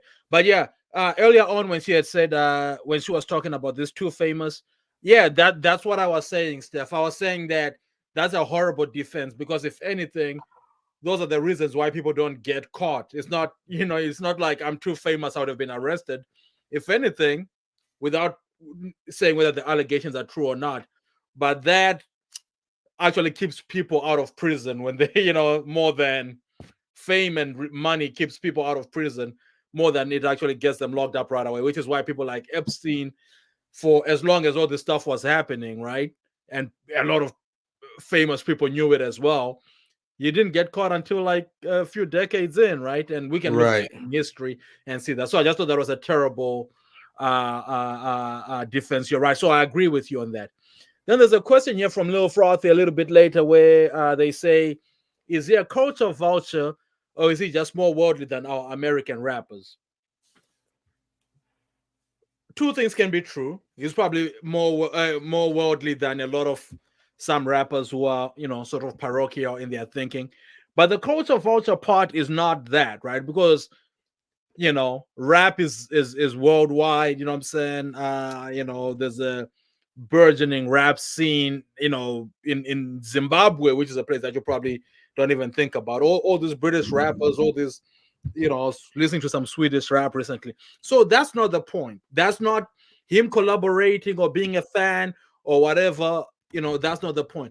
I think where it becomes problematic is almost becoming those folks each time he steps into a room. right? When he's Right. around gangster rappers, he's gangster. When he's around British Dance rappers, hall. he's got the British accent. When he's around Wizkid, is so at that point, it really reeks of more than just cultural appreciation and just sort of as averse as I am to the term culture vulture, because sometimes I feel like it's overused. I just kind of feel like there's something else going on there beyond just being worldly and appreciating different cultures. And I think Brother, that's what's that? indeed. Brother, like no, like exactly, like okay, so like where, like yeah, in the situation of like, who are you, right? Is that what you're talking about? Absolutely. And which is why he can come back and say to Adonis, you or a black man don't switch around, even though Adonis is even less black than his dad, if we're talking about Yeah, genetics, right? But no, as long as you don't switch around, you are this, which is yeah. why that's the thing. That's where, yeah, that's that. Yeah, indeed. And maybe that's like kind of like a situation of like where, you know, like I'm pretty sure you've seen me code switch in real time, Shingy. Yeah, of course. Yeah. Yeah, and it's just like it just happens. It just happens, right? But like the ease in which uh Drake is able to do it, he's a chameleon for real, right? But that lends to his success, and it is a superpower. Like, yeah, like like would I be willing to get 100 million sponsor from a gambling website or something if I code switched? Sure. I'm not faulting Drake for that. Like I'm not faulting Drake for that at all. Oh no, he's not. He is not an industry plant. Oh, Like Drake used to be real as fuck.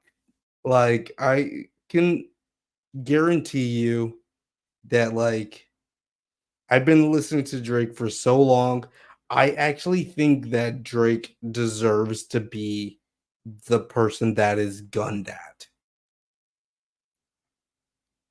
He's a great artist. I was listening to his songs today, not just his like diss tracks. I was listening to some of his older songs today.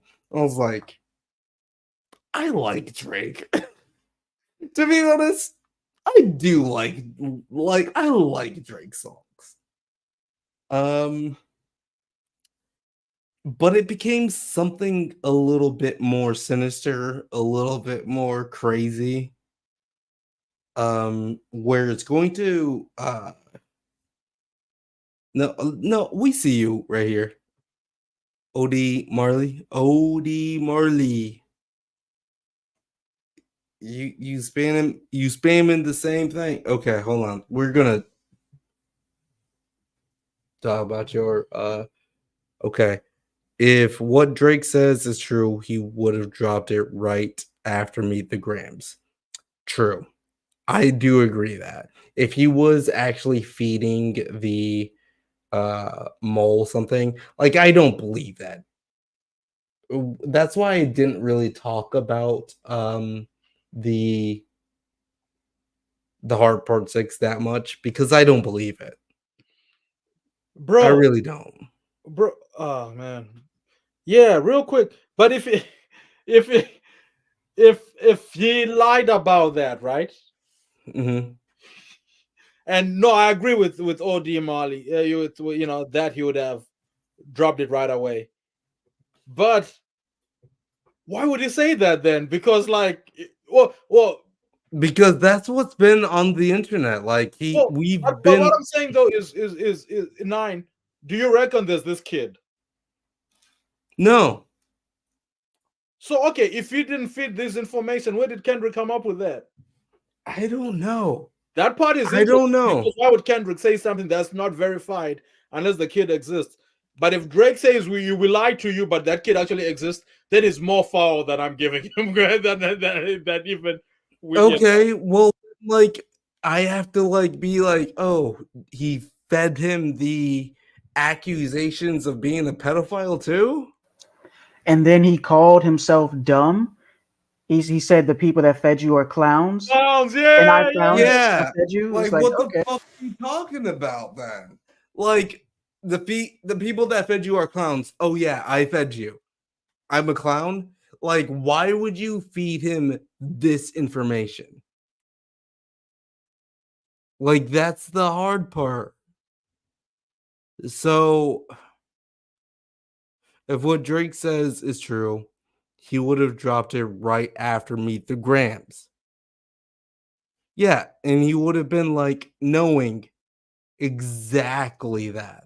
But like the Heart Part 6 seems to be so on the defensive. Yeah. Yeah. and I'll say this one last thing before I head out. Like, where's the evidence, bro? Like, it should not have been that hard for you to document this, for you to show the step by step play process of you feeding him this, because I think he said 11 days specifically or something like that. Yeah. And I was like, Yeah. all right, so like you telling me in this whole time you didn't document any of this, you didn't, and maybe yes, but as of right now, you telling me you haven't released anything. Well, yeah, I think that's what Marley is saying, that you would have dropped it soon Yeah, after Meet the Grams. Yeah. but Indeed. like Wait, so for like, wait, you said 11 days or like 11 years? 11 days, excuse me, 11 days. Okay. Yeah, Okay. right. He said 11 days, From right? Or am I tripping? Let me double check for what? for how long they were Feeding scheming. the information. Yeah, Right. Okay. Mm. Um, yeah, I don't know, man. Like, that's a thing that like I really wish that I can get clarity on from Kendrick's part. Because other than that, like if there wasn't that chip in the armor, then everything would be perfect, right?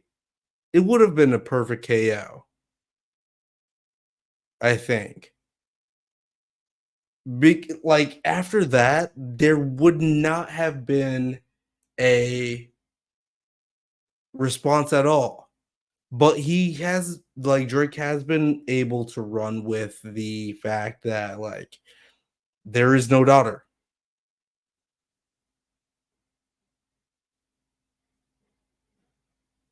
So on that level, what are we going to actually like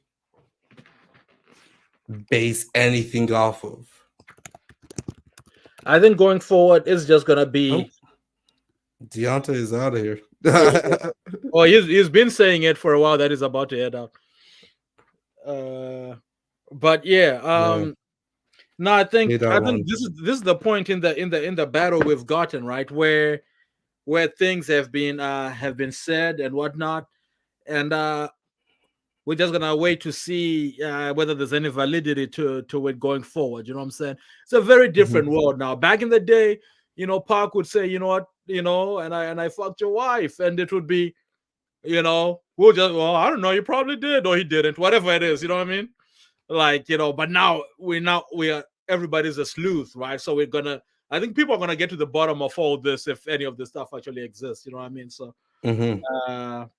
yeah, but I honestly think that the battle has reached some semblance of they'll probably keep going, but I think it's reached some semblance of a natural conclusion. I believe this, man. Like, it's a natural conclusion. Mhm. I feel like people in the court of public opinion, Drake lost again. Mm-hmm. That's how I feel. Right.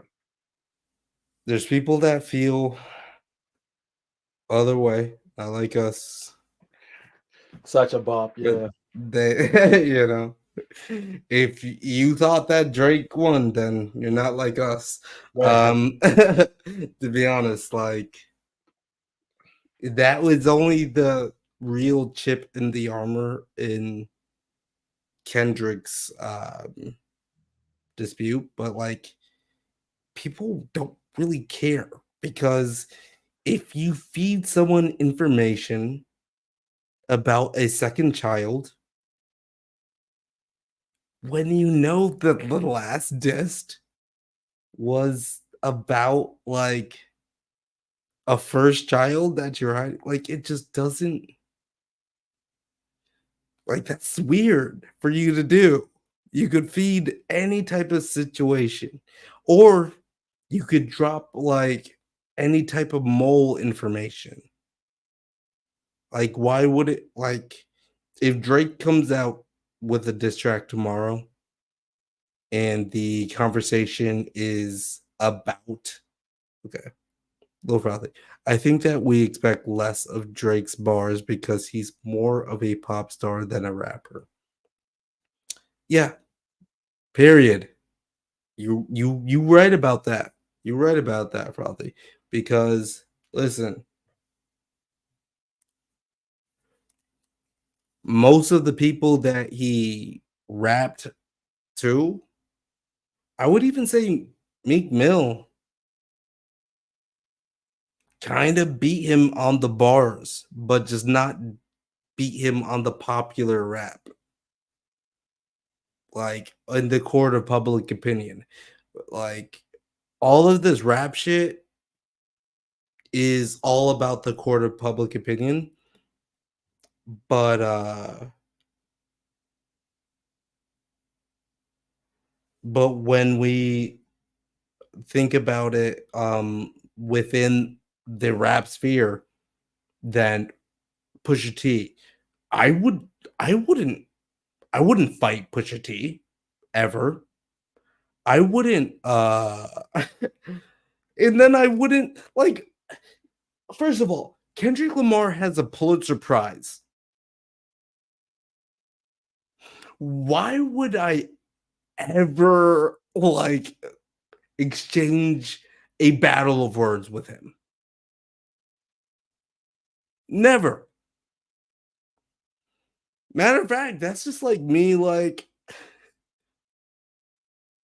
um hanging out with my guest tonight. Why would I ever like if there was a book competition, if there is that a thing? If there's a book competition with my guest tonight, Shingi Mavima, he is a PhD teacher, professor, a author, writer, philanthropist, playboy, genius. I don't know how many he's repping his his first novel,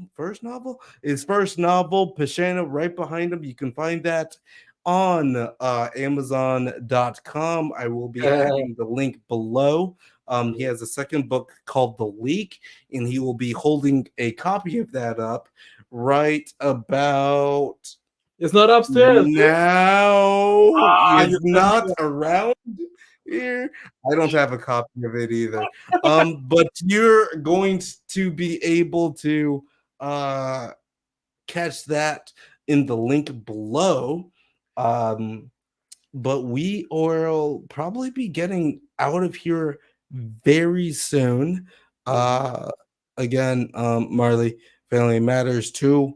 It's just got us. It just got stepped on. It Family. just got yeah, it definitely got stepped on. For Majorly real. stepped on. Yeah, majorly stepped on. He said family matters. Well, meet the family. Yeah, I mean, yeah. It's Film like one H of those things. says Sorry, yeah. when you watch, you ever see how like someone like C.S. Lewis died the same day that JFK died, and nobody remembers C.S. Lewis dying because of that? I think this is Right, what's happened with some of the Drake songs here. That'll be like, yeah, it was fine, but because this right. happened, soon afterwards. Yeah. Super stepped on, Yeah. dude. It was super stepped on. Yo, but yeah, again, you know who won? You know who won the big three? Him. Cool. That's me. That's Cole. That's Cole right there. and I'm repping Mr. Morale. I'm repping the Mr. Morale. Shingy brought me to my first J. Cole concert. Forest Hills Drive. We had a blast and everything. Yeah. We Oh, had a remember Big blast. Sean came out? We didn't know Big Sean. Yeah, and Big Sean came out. Yeah, Yeah. that shit was crazy. Yeah. But yeah, that right now is that's all I got for you guys. It's been 3 hours and 30 minutes. 3 hours 30. We reached about 65 people watching on live. And I thank all of you for joining us. Yeah. And appreciate you for tuning in. Man, you have the best audience, bro. You have the best this is family, man. You got the best family that you got with you over here. I really appreciate you. Yeah, Marley says you should do Snowfall, so there's so many things like I need to do Snowfall, I need to do Reservation Dogs. I still need to finish Atlanta. Yeah, bro. Yeah, Get like it done, yeah, just do it. We don't care. Just do it. No, you're going to care because I got like hitters on this one. All right. I got some crazy things popping off on this one right now. Oh yeah. No, I didn't mean we don't care about the content. Of course, we're here for the content. We don't care about what's stopping you from doing it. Just do it. Everything else is Thank you. I gotta run. Gotta throw in my.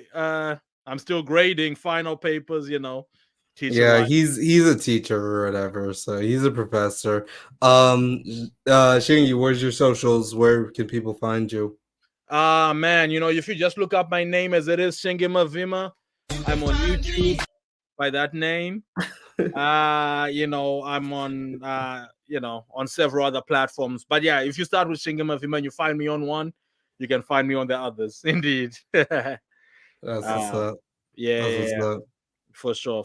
Yeah, that's but really been a pleasure sort of tying all this together, making sense of it and what it means in the bigger picture. I know we didn't get to everything, but I'm so glad that we were able to do this. Indeed.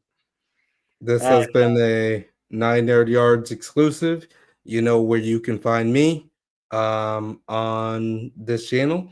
I'm actually going to be hopping on to the Nerds at Night channel that will be in the description below, or the Drunk Banthas where you saw us earlier. But thank you so much. Yeah, Shingy is a lot smarter than me. So yeah, he should stop in a lot more. But he's a busy guy. He writes books and stuff. And we love to appreciate. You know where the flag at. You know where Cole's at. So peace. Have a good one, guys.